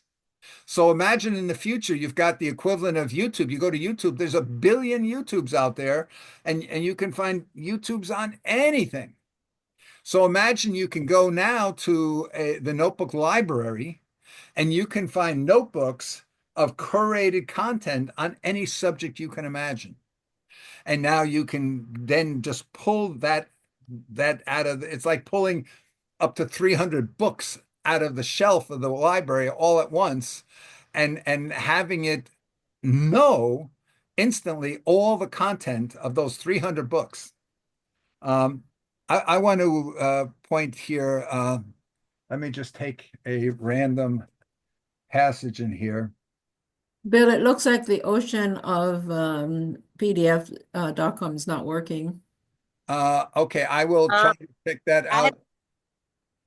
Bill, I've just downloaded Nexus from the ocean of PDF Uh-huh. and shared the It's book in You the don't group. put of in there. Just have Ocean O. It's Ocean O I PDF. shared the WhatsApp group as well. I've Okay. just downloaded after just you have told us about the ocean of PDF. I've downloaded Nexus and put it in the group as well. Dare to view. Okay, good. I'm going to just take here just to demonstrate this. I'm going to come back to that point in a second. I'm just going to there's a quote in here in this book that says had it he believed red had a 60% chance of winning. Let me just see here. On what page does it say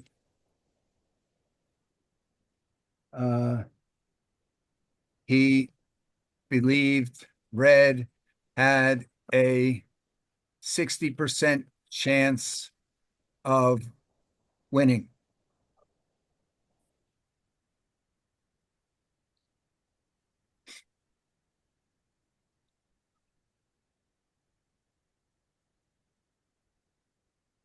Okay, so this came back, the statement, okay, this is slightly different, but page 150. Okay, there we are. Page 150. I just randomly pulled out a quote and noticed how quickly it was able to find exactly what you were asking about and give you the exact quotes where the reference is. So if I had 50 books over here, I could say, what's the first page that mentioned a universal basic income? And it would give me in all 50 sources what's the first page where that's mentioned, and it would do it almost instantaneously.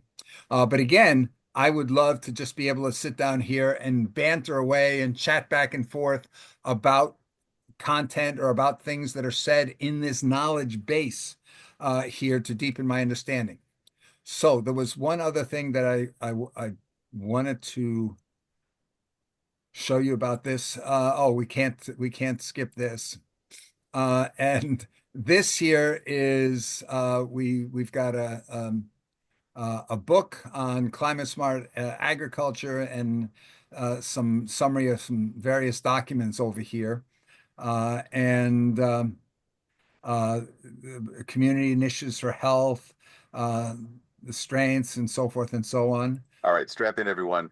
Today's deep dive, it's all about climate smart agriculture, CSA, for those in the know. And, we're really looking at how to make all this info we've got actually make a difference. We got a real mix here, academic chapters, some seriously in-depth policy reports, and even, boots on the ground case studies. So, yeah, get ready for some heavy duty knowledge, but don't worry, we'll keep things lively. What really jumps out at me is how we're going beyond just like the science of CSA, right? We're digging into the communication, the strategy. How do we get people to actually do something with this stuff, make it stick? For sure, for sure. And I got to say, I got hooked early on. This whole vulnerability of food supply chains. It's not just about like one farm here, one farm there. It's a whole web, Yeah. Oh yeah, totally interconnected. And Okay, so this here was for Joan, playing that for Joan.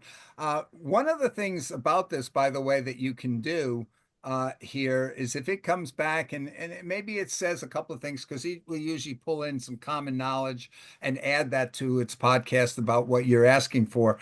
And there are tools out there like Descript, or you can go over to 11 Labs and you can take the transcript. What you do is you take the podcast out of here and you load that into a new notebook as a source, and then it will transcribe the what you just heard there, and then you can go take that, load that into 11 Labs or Descript, and you can just literally edit the words, and the person speaking it will change so that it now speaks what you typed in to the transcript the way you want it.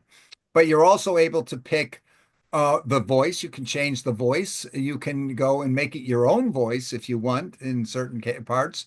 But you can then go into something like Hey Jen or Synthesia, and you can say, you know what, I want to create a podcast that actually shows the people talking. And you can literally have yourself being, we talked about interviewed, have an interviewer, and you can pick an avatar to be the interviewer and pick an avatar of yourself that you may have made an agent to be the interviewee, and you've curated what you wanted to say, and it will say it in your voice. So you can actually have yourself sitting in a studio being interviewed by somebody and created into a video podcast. How's that So for? how do you? Oh, that's fantastic. I mean, by the way, when I played this, people thought it was me that was being interviewed. So I So thought we're it was getting into the hilarious. deep phase Yikes, no. Yeah. Yeah. So Don't how do you do the transcript side of it? So the simple side to get the transcript the way it is that you just go and download here. I'm able to select to download here, and it'll download it as a .wave file. You then have to transfer that over. In many cases, you want to transfer that over into an MP3 file to share Mhm. here. But it's interesting. You can change the speed too. If you're saying, "Oh, they're talking too slow," you can go in there and speed it up to 2 times speed, or you can cut it down and make it be slower. So it's interesting. Now, for the case where you wanted to be able to interrupt it and ask questions, and you saved it as a screen recording, and then you make that into a new audio file, then you load that into your notebook, into a new notebook, and it will create the transcript of that, which you then take over to Descript or to there's a number of tools out there where you can go and give it your script and edit your script so it'll say exactly what you want it to say, and then pick what voices that you want to have speak that. Okay, so we've covered quite a bit. This uh, Bill, sorry, before you go on, I just wanted to add a point. So with the other AI tools that you could use, I think it's important to mention that you should always review the data policies and how they are using the data that you share. So I know with Notebook LM, it's explicitly stated that whatever you put in isn't used to train AI and it's not shared with other third parties. yes. But with tools like 11 Labs, the data you put in is used to train Yes. their models and it is shared with third parties. So, for example, I was working with a broadcasting company and they wanted to try using Notebook LM's podcast feature to make their policies more interesting for the staff. So instead of reading a whole document, you could listen to it. However, it's an English company, so we wanted to explore using a British voice instead of the American voice in it. And we looked at 11 Labs, but I just read through the data policy before, and that's when I saw that everything we put in there would be shared with third parties for training purposes. So then I advised that we just put a pin in that because it's not our personal data, it's the company's Mhm. data. So I just wanted to make that note. Yes, and it's interesting here. I used to head up software development in a number of companies, including the cloud technology for Chase Manhattan Bank worldwide. And the one of the things that we developed in trying to get and be very agile is a lot of companies, when it comes to software, they'll keep all the bug reports and all the improvement requests and so forth, and they'll work on those for a year, and then they'll release a new release that has 10,000 changes in it. And one of the things is that when you get huge number of changes, there's a lot of cross consequences, and you're not always able to ensure that whatever that change A is not changing something that's impacting change 58. And so we implemented a policy that we would not have any project last more than 4 hours from the time we started working on it until we rolled it into production. And the approach was you do one thing, you make one change, and you roll it into production. And because if there's a problem with it, it's very easy to roll back out one change. But if you've got something where there's thousands of changes and you don't know, it's very, very difficult to roll back to a previous state without having lost whatever people were doing during the time that was in production. So, but what were able to see, there's categories of changes that when you roll them back, they have almost no implication. So, for example, if you added some new columns to a report or some new content to a report, and if you needed to roll that back, it didn't, nothing serious on information had changed. It's only that the people are not getting that additional column in their report anymore. But if it was a change that would have actually gone through all your data and made changes in the data, that has serious consequences. So those had to go through a review to make sure that they really were okay. The same applies to when we're looking at information here, the sensitivity of our information. There's the great majority of information on most businesses are not sensitive. It's there, but who cares? Who knows? It's no corporate secrets and no planning, no strategic thoughts. And there's a small amount that is important. And what we see is in some places they get so paranoid, oh, we're not going to allow any knowledge to be crossing borders. And then you sort of cut what's the thing there's a saying here, bite off your nose to spite your face, if you would, type of a knee-jerk reactions on it, rather than going and trying to differentiate and say, this is the kind of information we don't share. That has to be treated specially. But otherwise, we're not going to go into huge expenditures to try to protect all kinds of knowledge that we don't care about. Who knows it? So that's something we have to watch for that. One of the things I wanted to do here is I'm over right now in ChatGPT, and I had asked the same question here as we saw before. You're an expert in education. What would most likely happen if U.S. school system were to switch to a mastery-based model?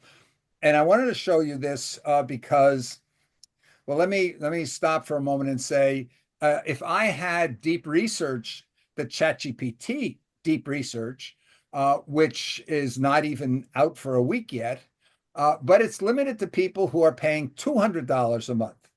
I'm not in that category. So I pay $20 a month, but I'm not going to pay $200 a month, at least right now. But that's where you get the deep research capability of ChatGPT, which uses the full O3 model, not just the mini.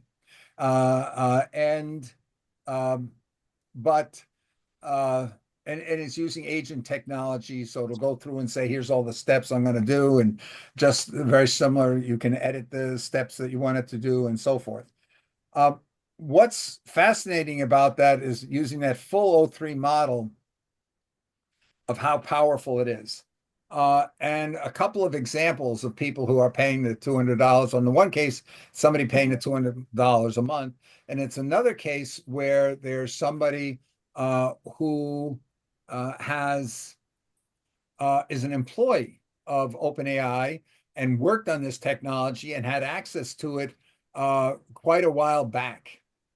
And his wife was diagnosed with advanced stage cancer. And she went through a sequence of chemotherapy, a series of chemotherapy treatments, and the doctors could not agree to what else could be done and what may be the next steps, if they should do radiation or what. And so they were stuck. And because he had early access to this deep research from ChatGPT, he took his wife's entire medical records and he uploaded those to ChatGPT. And he asked ChatGPT to do deep research on it. And ChatGPT came back with information and ideas that none of the doctors had mentioned. And when they showed it to the doctors were like in awe and were able to identify and come to consensus on what could be done to help his wife. And his wife then began a new series of promising treatments. So that's a pretty mind-boggling result out of something there. And we don't know here what the ultimate outcome is for his wife is. We hope for the best, obviously, but The very fact that the deep research was able to cull all the sources and come up with something so amazing was incredible. Then there was another case, a PhD doctor said, you know what, I'm going to load in when I presented here my idea, my thesis for my doctoral studies, and got it approved. And then I had to go out and do all these years of research and come up with original ideas, write my reports and documents on it, and do all of that. And I got my doctorate degree. I'm just going to give it these couple of paragraphs that described what the focus of my doctoral work was. And let's see what ChatGPT Deep Research comes up with. Well, Bill, here I want to ask you one thing and add one thing.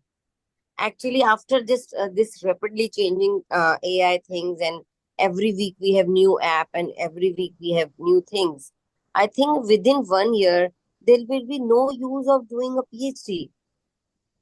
I know, I'm I sorry. I agree. About 5 years ago, at the World Economic Forum in Davos, there was a panel discussion, and the presidents of Harvard and MIT were sitting next to one another. And they both said that the current university model was almost dead, was becoming obsolete. And that was already 5 years ago. I think this is why, Huma, you've heard me in some of our conferences that we do in Pakistan, where I've said, one of the problems that I see is anybody who is, let's say, a freshman in the university, or anybody who's a senior in a secondary school who is making their plans for a university education.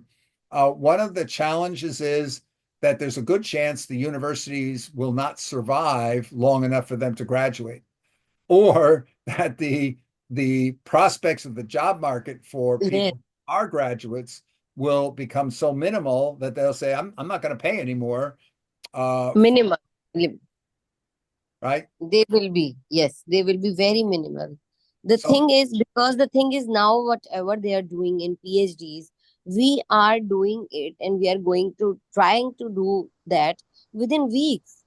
I mean, I'm astounded and I'm happy as well and surprised at the same time. Like my professor, I was talking 2 weeks back that I want to do a PhD, then he was telling me the whole timeline. I said no. And now he is calling me, asking me again, okay, you should start. When will you start? But actually, I don't want to now. yes, well, one of the challenges is going to be, it's not only going to be the issue that, oh wait, I don't see any jobs if I continue and get my degree is not going to help me get any jobs, because there just aren't any jobs left in that profession, that for humans at least. But at the same time, there's others that are going to say, wow, there's jobs out there, but why am I going to go to college for 4 years to learn something that AI can teach me in 4 weeks?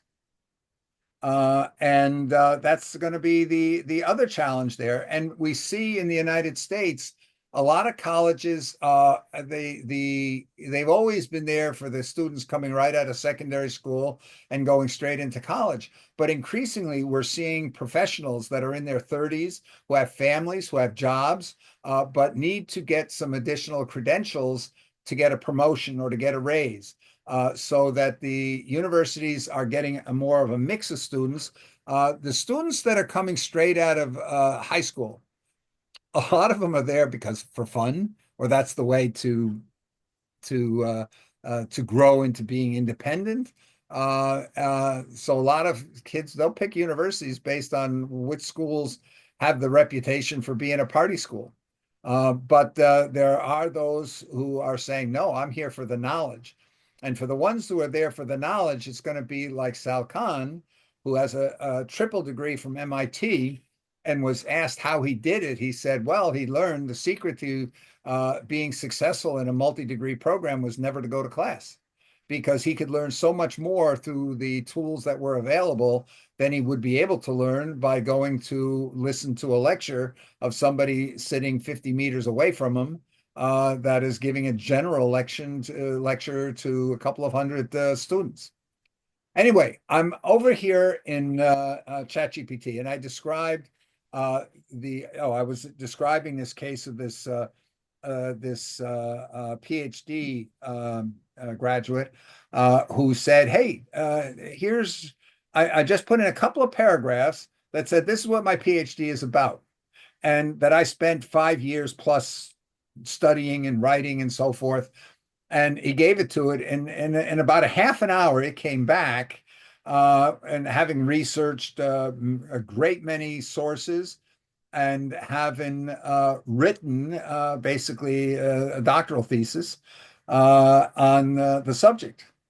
And while he pointed out there was some things that he felt were not as good as in his doctoral work, that were some sources that he would have rejected that were accepted, some sources that he felt were important that were missed. But by and large, it created a reasonable PhD result in a half an hour.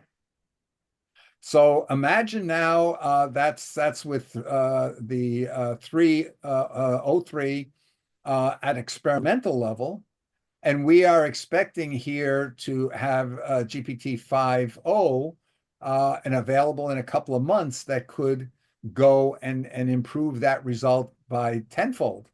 Or if he had just taken some more time and in his original request and prompt, he had included a little bit more context of saying, please make sure to include these kinds of sources and please exclude sources that are not corroborated or double checked or not have not been peer reviewed or whatever. That he could have really gotten something that most schools would accept as PhD quality.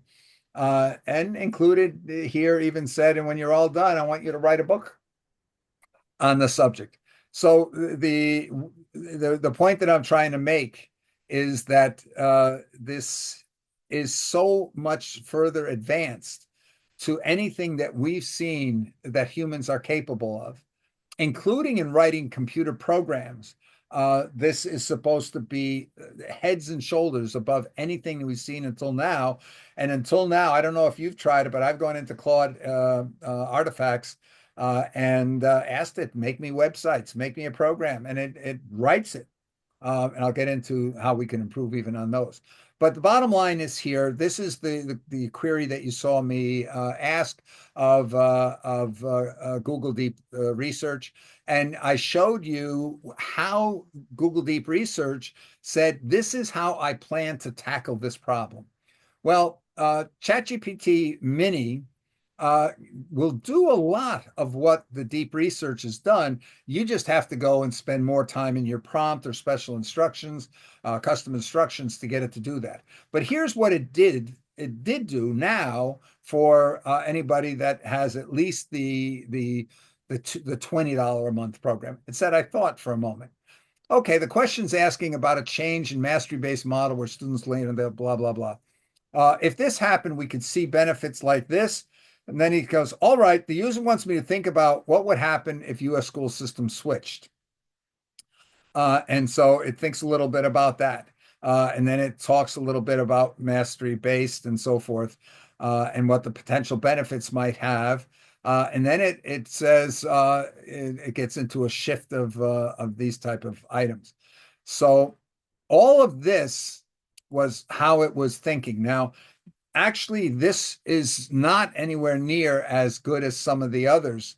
Some of the others that I've seen, and I'm going to see if I can switch. Let me switch over to that. I'm going to WhatsApp. This is my daughter's chat I had with my daughter. And So she was contemplating wanting to take a horse riding tour across Ireland, where they ride from village to village and stay overnight in different villages.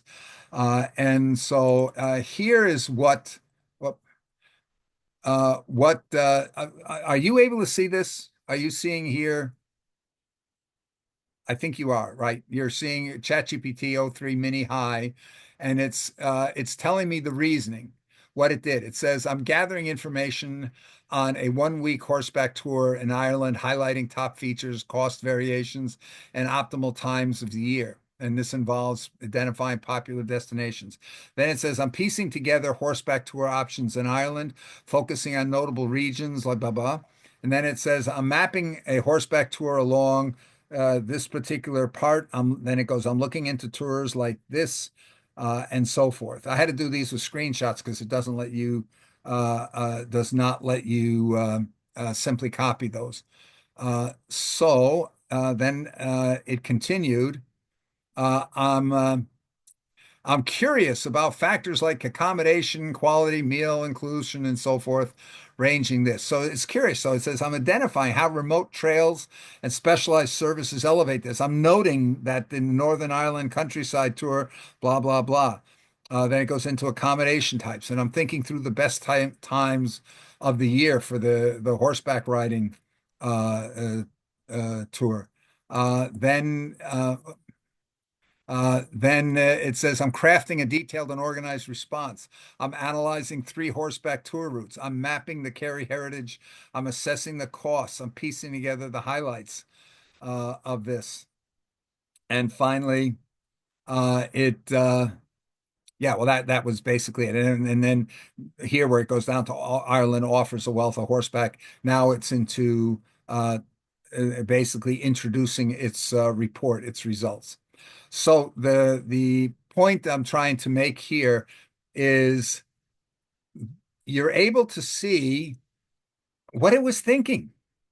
And you didn't see a plan. The ChatGPT, as opposed to DeepSeek or Google or Meta, will not show you its strategy and its plan, but it does show you what it's thinking as it's going through the process. Comments about that, please.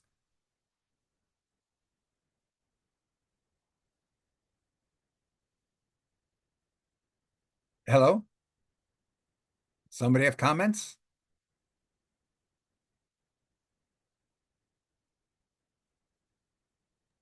Hello. Yes, Huma. Yeah, but can you please repeat the question? I did not get it Okay. completely. I'm hoping here. Were you able to see as I was showing the how ChatGPT explained what it was doing as it was thinking through the research and the answers, that it says, "Hey, I'm curious. Could it be A or could it be B?" And it tells you, "I'm curious about that, so I'm going to go check it out." You're able to see that, okay?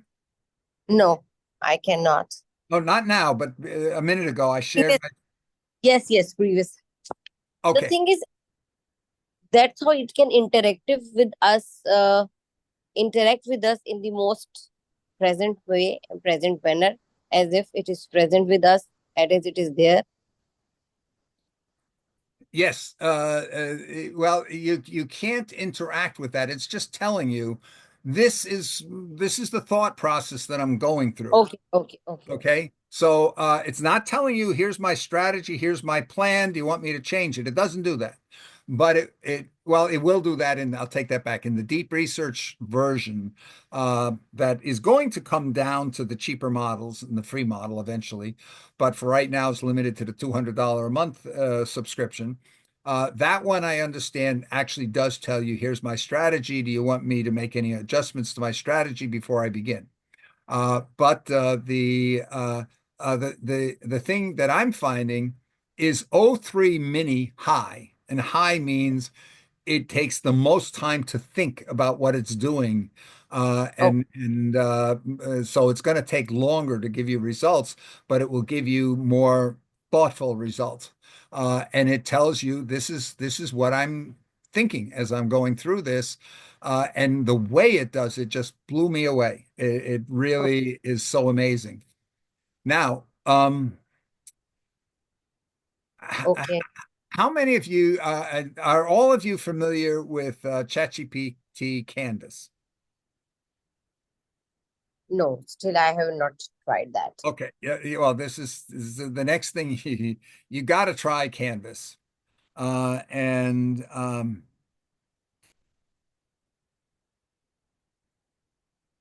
okay, Canvas.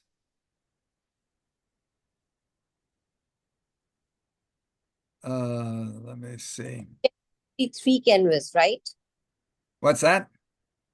You said GPT-3 canvas, Uh, right? no, ChatGPT 4.0 Canvas. Okay. Okay, so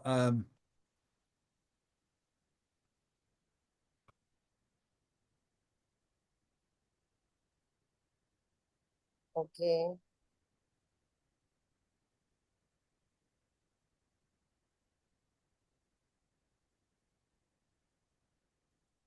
okay, I'm asking it, to use Canvas. Now you notice it just split my screen. So you see it's writing a document for me in the right-hand side of my screen. On the left-hand side of my screen is what I had before. This is where I've created a detailed document describing the mastery-based education model. Let me know if you would like any modifications or additional details. okay. Right. So, Great. oh, that's something here that I couldn't do yesterday. Okay.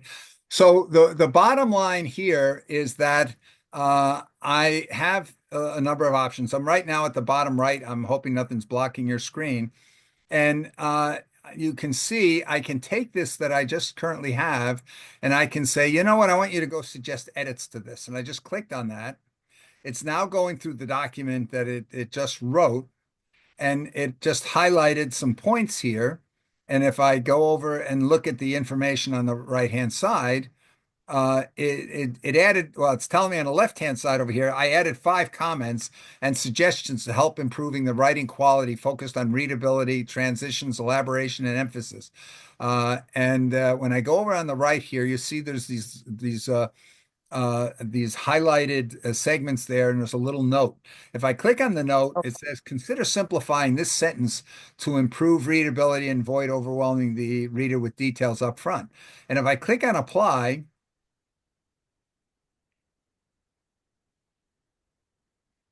it just rewrites that one section. This was the same thing with the next one down. You could provide a brief introductory sentence here, and so I can say, sure, apply that. So it will go through and do all of this. Now I can also come up here and say adjust the length. I can keep the current length, or I can take this slider here and I can slide it up and make it longer, much longer, or I can make it shorter. So if I go here and say make it shorter, it's rewriting my entire document here, but making it shorter.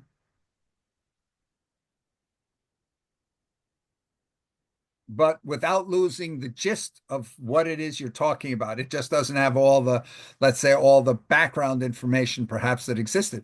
If you'll notice over the left-hand side, it's telling me what it's doing to what's on the right-hand side. So if and then I also have the ability here to change the reading level.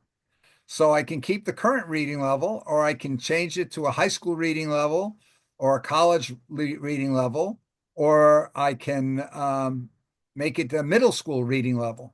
So if I go and say, you know, I'd like this to be a middle school reading level, it's rewriting my document to become a middle school reading level. Okay. Okay, so now there's more here to this, and I got to go through this quick because we're, as usual, taking much too much time. But I think here the ability to do these things is pretty I've mind-boggling. simplified the language to make it more suitable for middle school readers while keeping the key ideas intact. Excellent. Further adjustments. Okay, now I can come up here to this thing called Add Final Polish. And if I click on that,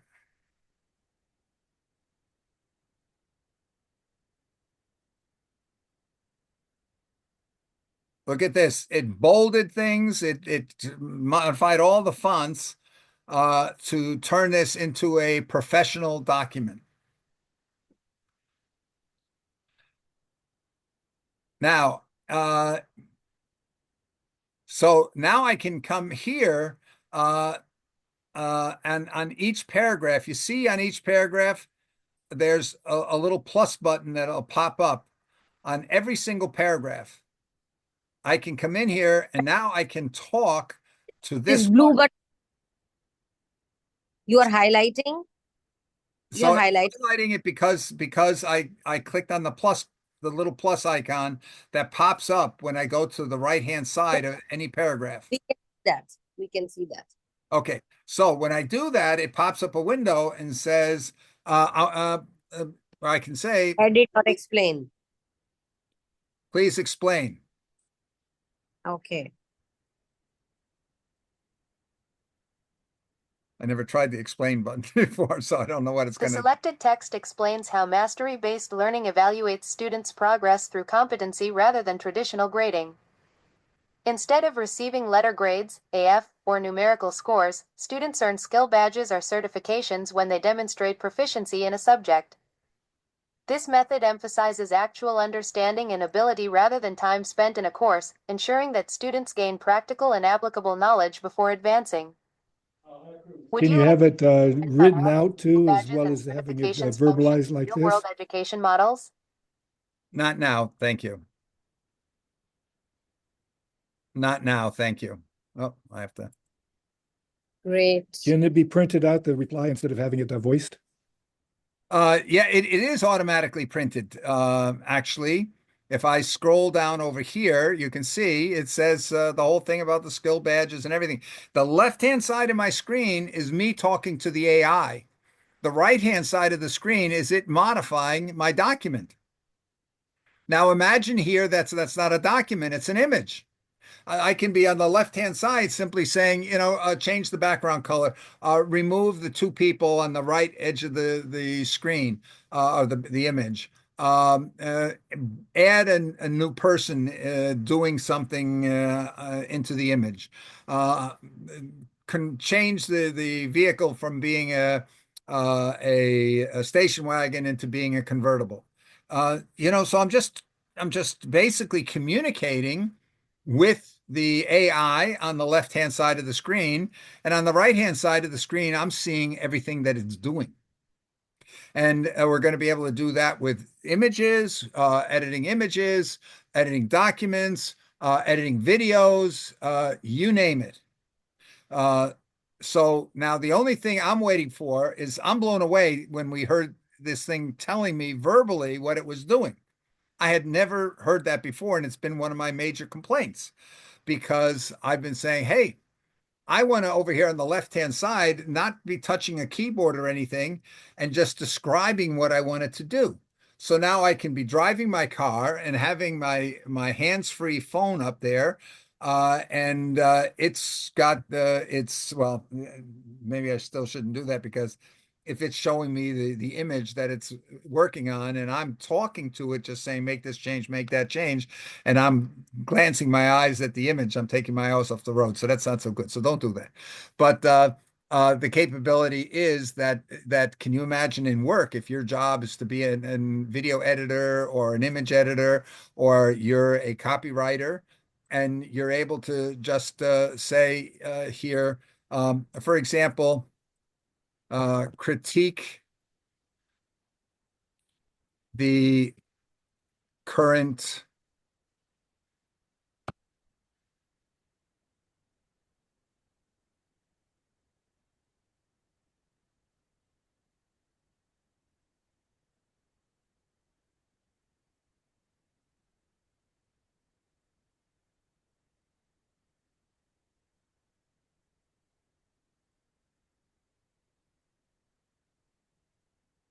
So I said critique the current document version as to readability and how well it conveys.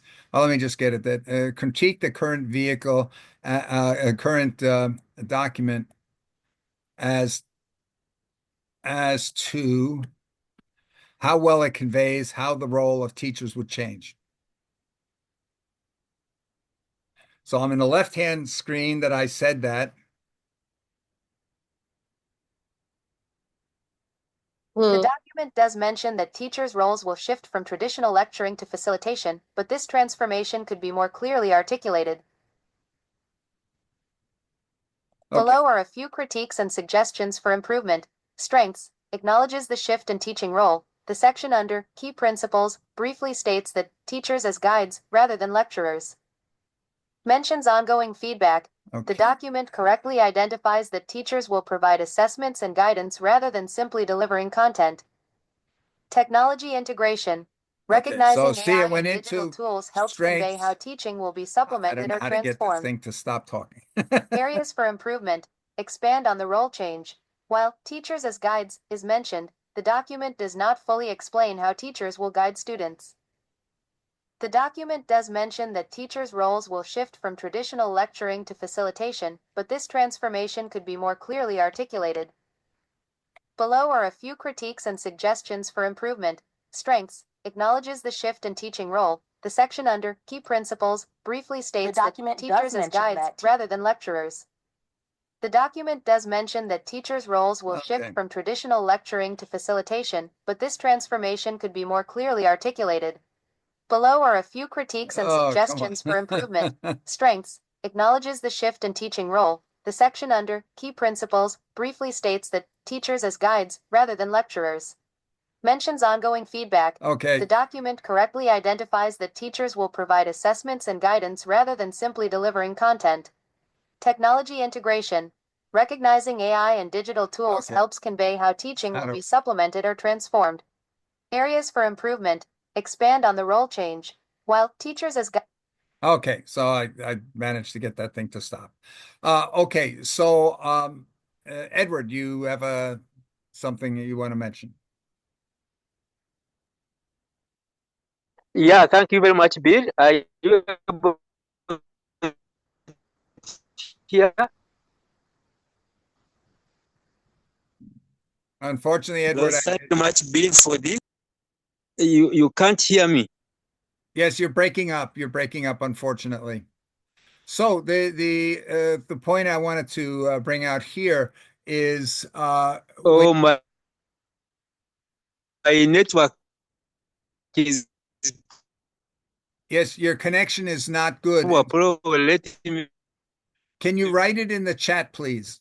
Exactly. You can write in the chat. Write in the chat because we can't understand you when you're speaking. Are you able to hear me now? A little better. Try again. Yes, let me do that. No, unfortunately, it's still not working. Please write it in the chat. Okay, so I'm hoping you can get a sense of the potential. Now, one of the things that I saw, which was a very interesting use case, is, as I mentioned, somebody went into the voice mode. And let me. Okay, so now I'm in a new chat here, and I'm just switching over. Hey, ChatGPT, can you give me an outline of how I could write a article or a blog on the benefits of mastery-based learning? Sure. Here's a suggested outline for your article on the benefits of mastery-based learning. 1. Introduction. Brief overview of mastery-based learning, why it's gaining attention in education. 2. Core principles of mastery-based learning. Explanation of how it differs from traditional. Just a minute, ChatGPT. I need to handle something else. I'll come back to you in a little while. Okay, nice. Take your time. I'll be here whenever you're ready. So now I switch. Now you see here. Sure. Here's a suggested outline for your article on the benefits of mastery-based learning. 1. Introduction. Brief overview of mastery-based learning. Why it's gaining attention in education. 2. Core principles of mastery-based learning. Explanation of how it differs from traditional learning models. Importance of. Sure. Sure. Here's a suggested outline for your article on the benefits of mastery-based. Okay. So I wasn't able to stop it, but you see that it gives you a transcript of your whole discussion, Yes. answering back and forth on a subject. And now, if I had opened up Canvas at that point, it would convert all that just bantering back and forth and totally unorganized brain dumps and the like into an organized document. Then I could go and use all those tools to say, please critique the structure or the effectiveness of my document and say how I can improve it. Or I could literally say, please convert this into a PowerPoint a presentation of 12 slides with speaker's notes for each slide. It's a little bit mind-boggling what you're able to do with that. So we've covered a number of points. And by the way, just so you're aware, if I did this as a program, as a computer program, on the left-hand side, I would say what I want my computer program or I want my website to convey. On the right-hand side, it has two buttons. On the one button, it will show me all the computer code that it wrote to create the website that I asked for, or to create the app that I asked for, the interactive app for working with the user, or it'll create a video game for you, whatever you ask for. And obviously, let's just leave it at that. It'll create that. But there's two buttons on that right-hand side. The one side shows you, here's the code it created. The other button shows you, and here's the app or the website that you asked for, that code creates. So you're able to see the impact. Now you're over on the left-hand side and you're talking to ChatGPT and you say, oh, that's really great. But on the website, I'd like to add another page between page 3 and 4, or I want you to add another menu item for this and that, and here's what I want you to include. And it will go in and modify its code, and then while you're watching, you're seeing the website changing here to reflect the changes that you asked for. Excuse me, Bill. Yes. Can you please answer Edward's question he has written in the comment? Oh, okay. And very important question. Please, can you see that? Thank you. That is, what is the future of peer reviews in medical research and making exams by students?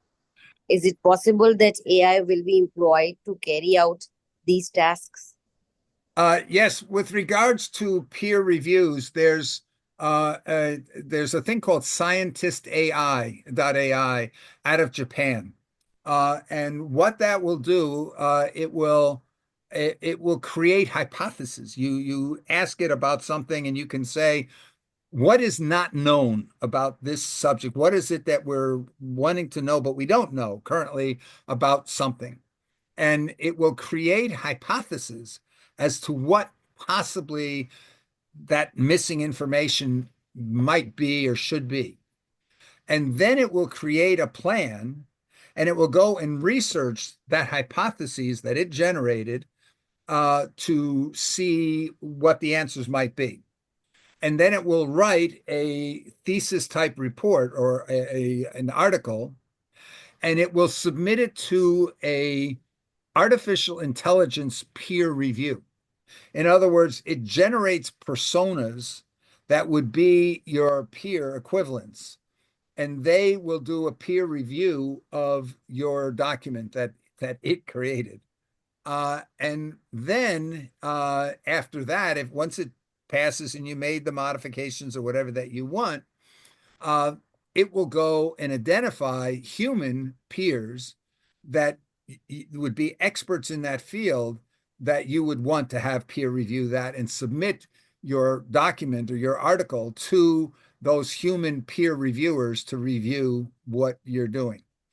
And that I think is the future. Now that particular one, they focus it on creating AI software.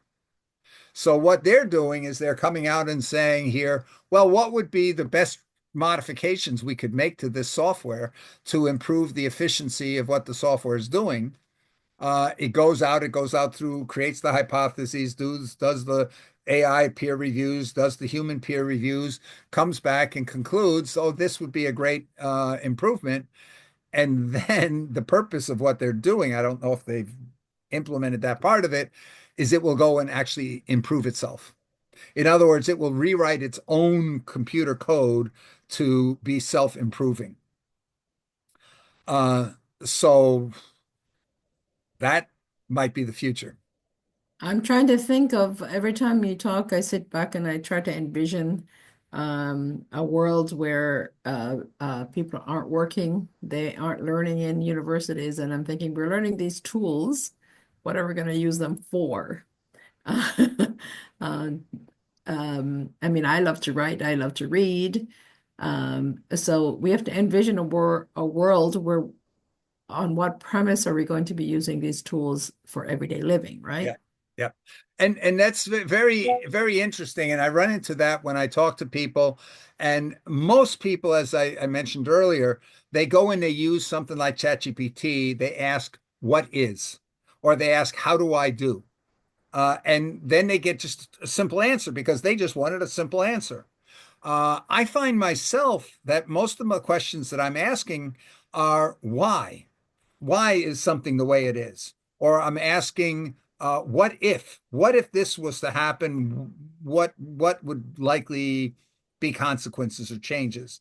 The whys are very often maybe why did they build the pyramids the way they built the pyramids? Or you can think of that little child who's now going and saying, why is the sky blue?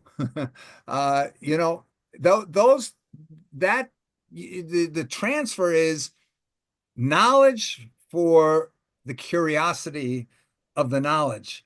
Right. My wife says I can't get anything done because I get distracted too easy because when they're telling me the answer about this education, they're explaining me how a certain language evolved and or what's the relationship between this language and that language.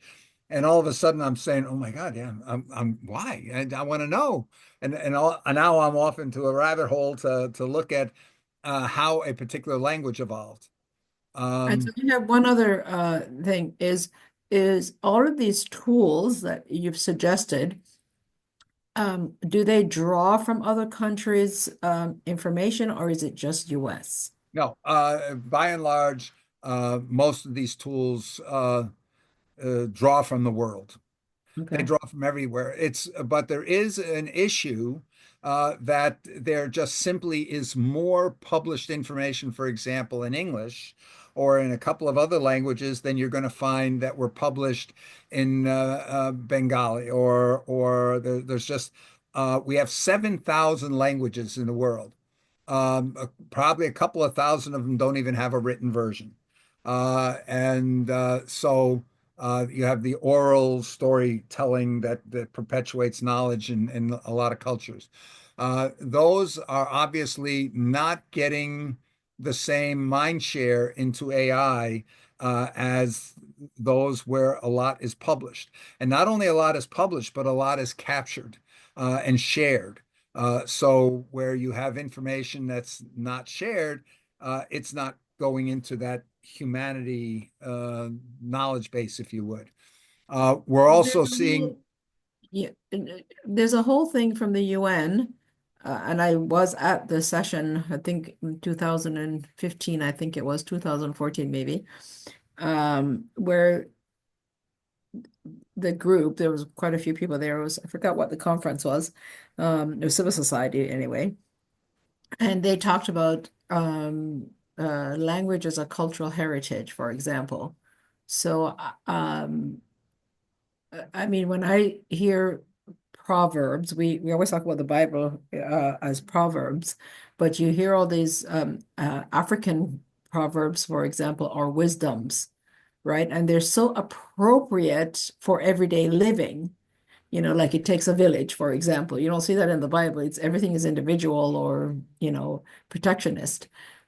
So like these philosophies um, gets lost, I'm thinking.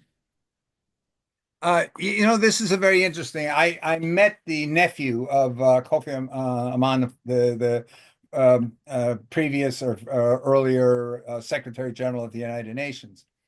He's a professor at a university here in the U.S. now in sociology, and it was very interesting. We met at the World Summit of Nobel Peace Prize winners, and he gave a breakout session talking about how cultures have evolved and over time.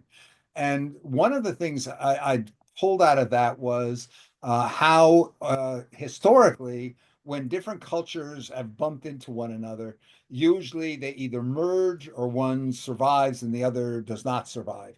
But recently, in the last 100, 200 years, we have intervened in just like so many things in nature, where instead of letting nature take its course, we've said, no, no, we want to do this or that. So whether it's the survival of the fittest or whatever it is that we've intervened, and this is one of the reasons why we have so many of these small languages surviving today, which in actuality are putting a lot of the children in those areas at an extreme disadvantage, because this is then limiting their ability to be all they can be, if you would, because they are only able to operate within the confines of their language, which might only be a couple of thousand people in the whole world.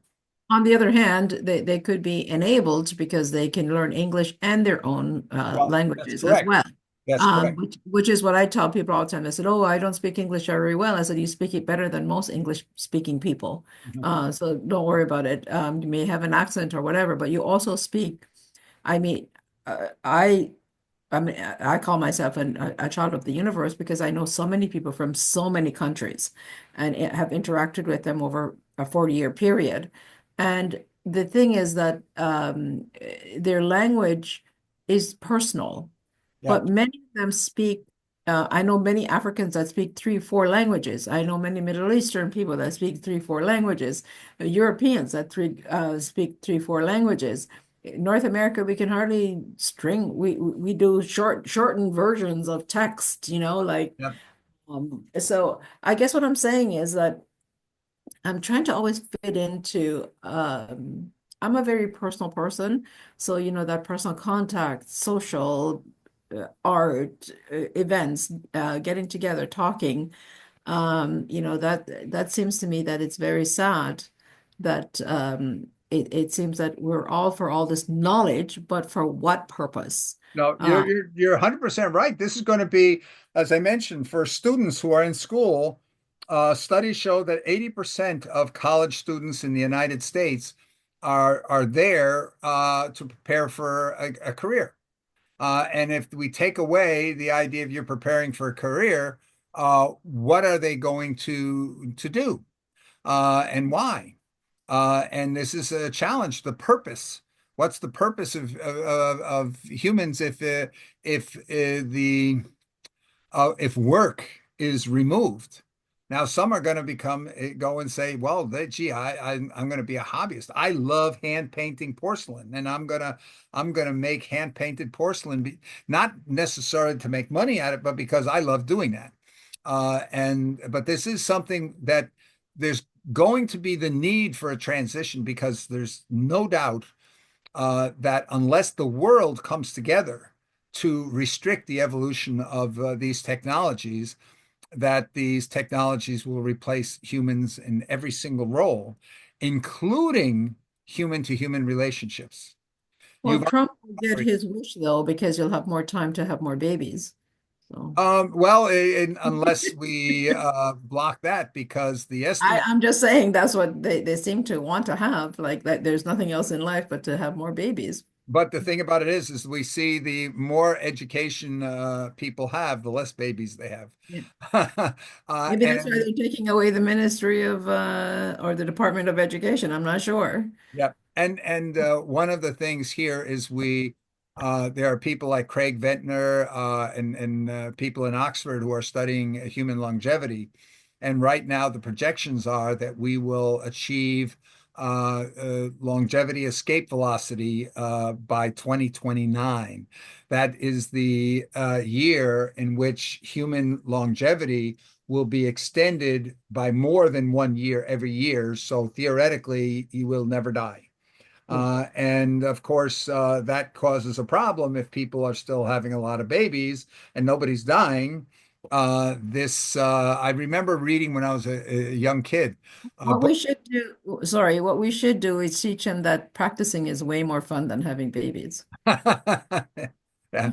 There's a book by Clifford Symonk. I have no idea what the name of it is, and I read it when I was probably 7, 8 years old or something like that, in which they describe that world where nobody dies. And so in that world, all the tunnels that you would drive through, they would at just random times, the doors would close on both ends and they would just squish everybody. And that was the method of population control of the world, that they would just randomly eliminate a certain amount of people to keep the population level the same. Of course, the other thing that we're looking at is probably going to be only restricted to billionaires to be able to become immortal, and the rest of us are just going to have to continue to have our 100 years or whatever, and that's it. Yes, Claude. Claude, you're warning me and telling me this is crazy. It's 10 minutes after 12. And so we've got to bring this to an end. I'd like to know, was this a useful session? Is doing this kind of thing valuable? I think It it is. is, and what I I don't think know. it's very, very good. And one of the things is that I'd like to see if we can still get more of these people that are on here to participate. Like Pamela, she hasn't spoken up or anything else, to see if we can satisfy some of their more intimate needs. Yeah. Like I ask a particular question about what is your personal vision of peace? Because most people don't have it, and so on. When we do have it, we get to be able to cross-pollinate. We get to be able to help each other have maybe an added vision for their idea of peace, and so on and so forth. So boom, boom, shambo, and here we go. Yeah, and we need to get into the discussions of what's it going to take for us to be able to have influence over where all of this is going. Because the way things are going right now, none of us have any ability to influence how things are evolving. And even the president of the United States, although he thinks he can control everything, he really can't control this because of the fact that there's more than one geopolitical player in the world, and there's an interaction on that's really critical. So, at any rate, I hope we will be able to get more. But I'm going to try to keep us and make sure we're up to date on what's doable right now, and I hope we're creating the ability for people to visualize where might this be taking us? If we look at just 2 months, what happened in the last 2 months, and then project forward what's going to happen in the next 2 months, what's going to happen in the next 6 months, where are we going to be 6 months from now if we continue at this rate of speed? Where are we going to be in 12 months? And I hope out of that, some of the things that I've described, the world that I've described, what might that mean for the world? If we are already seeing 20, 30% of the people in the upper earning category losing their jobs, not being able to pay their mortgages and their car loans, and not being able to employ other people, and not being able to earn money. Where are we? And we're not talking that we've got 10 years or we've got 20 years. And this is why, with some of you who might have been on the call with Pakistan, pointing out that, oh, we can't achieve the SDGs by 2030, so let's just push it out to 2047. We can say that's what we want. That doesn't mean the world's going to stand still and not move forward while we're doing that. So the question is whether any of that is relevant. If the ship's going to sink in 5 years, you're making a bailing plan that is based on 20 years, isn't going to make any difference whatsoever. So we need to start to think about what it will take to get that under control so humans don't become totally irrelevant in such a short amount of time, or we don't Yeah. get into a civil war where we just all kill each other. Well, we might have Ernestine may have an idea about what you're just mentioning. Ernestine, you came yes, on View. Would you like to be able to speak up? I'm not sure where you're from either. That would be beautiful to be able to find out. Not that that Ernestine, matters at did you all. just join us now, Ernestine, or have you been with us? Ernestine is part of the Commons cluster, and so I don't know how long have Hi you been with everyone, us? I have joined the call till 6:30, 4:30. I was there at the beginning. Mhm. Okay, great. I came a little bit late, but I followed all the conversation. I What are have you? nothing to add. Okay. Okay. Thank you, At any Big, rate, for here organizing. I think we've got to bring this to an end. Lloyd, let's continue on WhatsApp here because I need to ask you some questions. I want to take the last 4 or 5 sessions like this. I want to compress them all down, and so we can put them out there as a series where we're not asking people to go and spend 15 hours to watch all these videos, but we can give them a summary that maybe in 20, 30 minutes, they can understand where we've been going with all of this. I thank everyone, and I'm going to be sending out here in the week how you can join the Rotary Artificial Intelligence Fellowship if you want to do that. And we're going to be trying to get speakers from the main speakers, from the main players out there, including Microsoft and others, and getting their views on where things are going and how fast they're going and so forth. So thank you, everyone. I can't believe you guys bear with me for this long, but thank you. See you We gotta talk sometime today or tomorrow. about Monday. Yeah. Yes, we do. Okay. Would you be available maybe around 5 o'clock tomorrow? Actually, tomorrow I may have I have an obligation during the day, and the only question is, or in the morning at like around 9 o'clock tomorrow morning. Mm. Not so good. Let's do that. Let's try to go on WhatsApp on chat so it's asynchronous, and then we'll try to go and pull together an ad hoc meeting if we need to. Okay, if it happens. Okay. Okay, great. All right. Thank you. Thank Bye-bye. thank you, everyone. Bye now.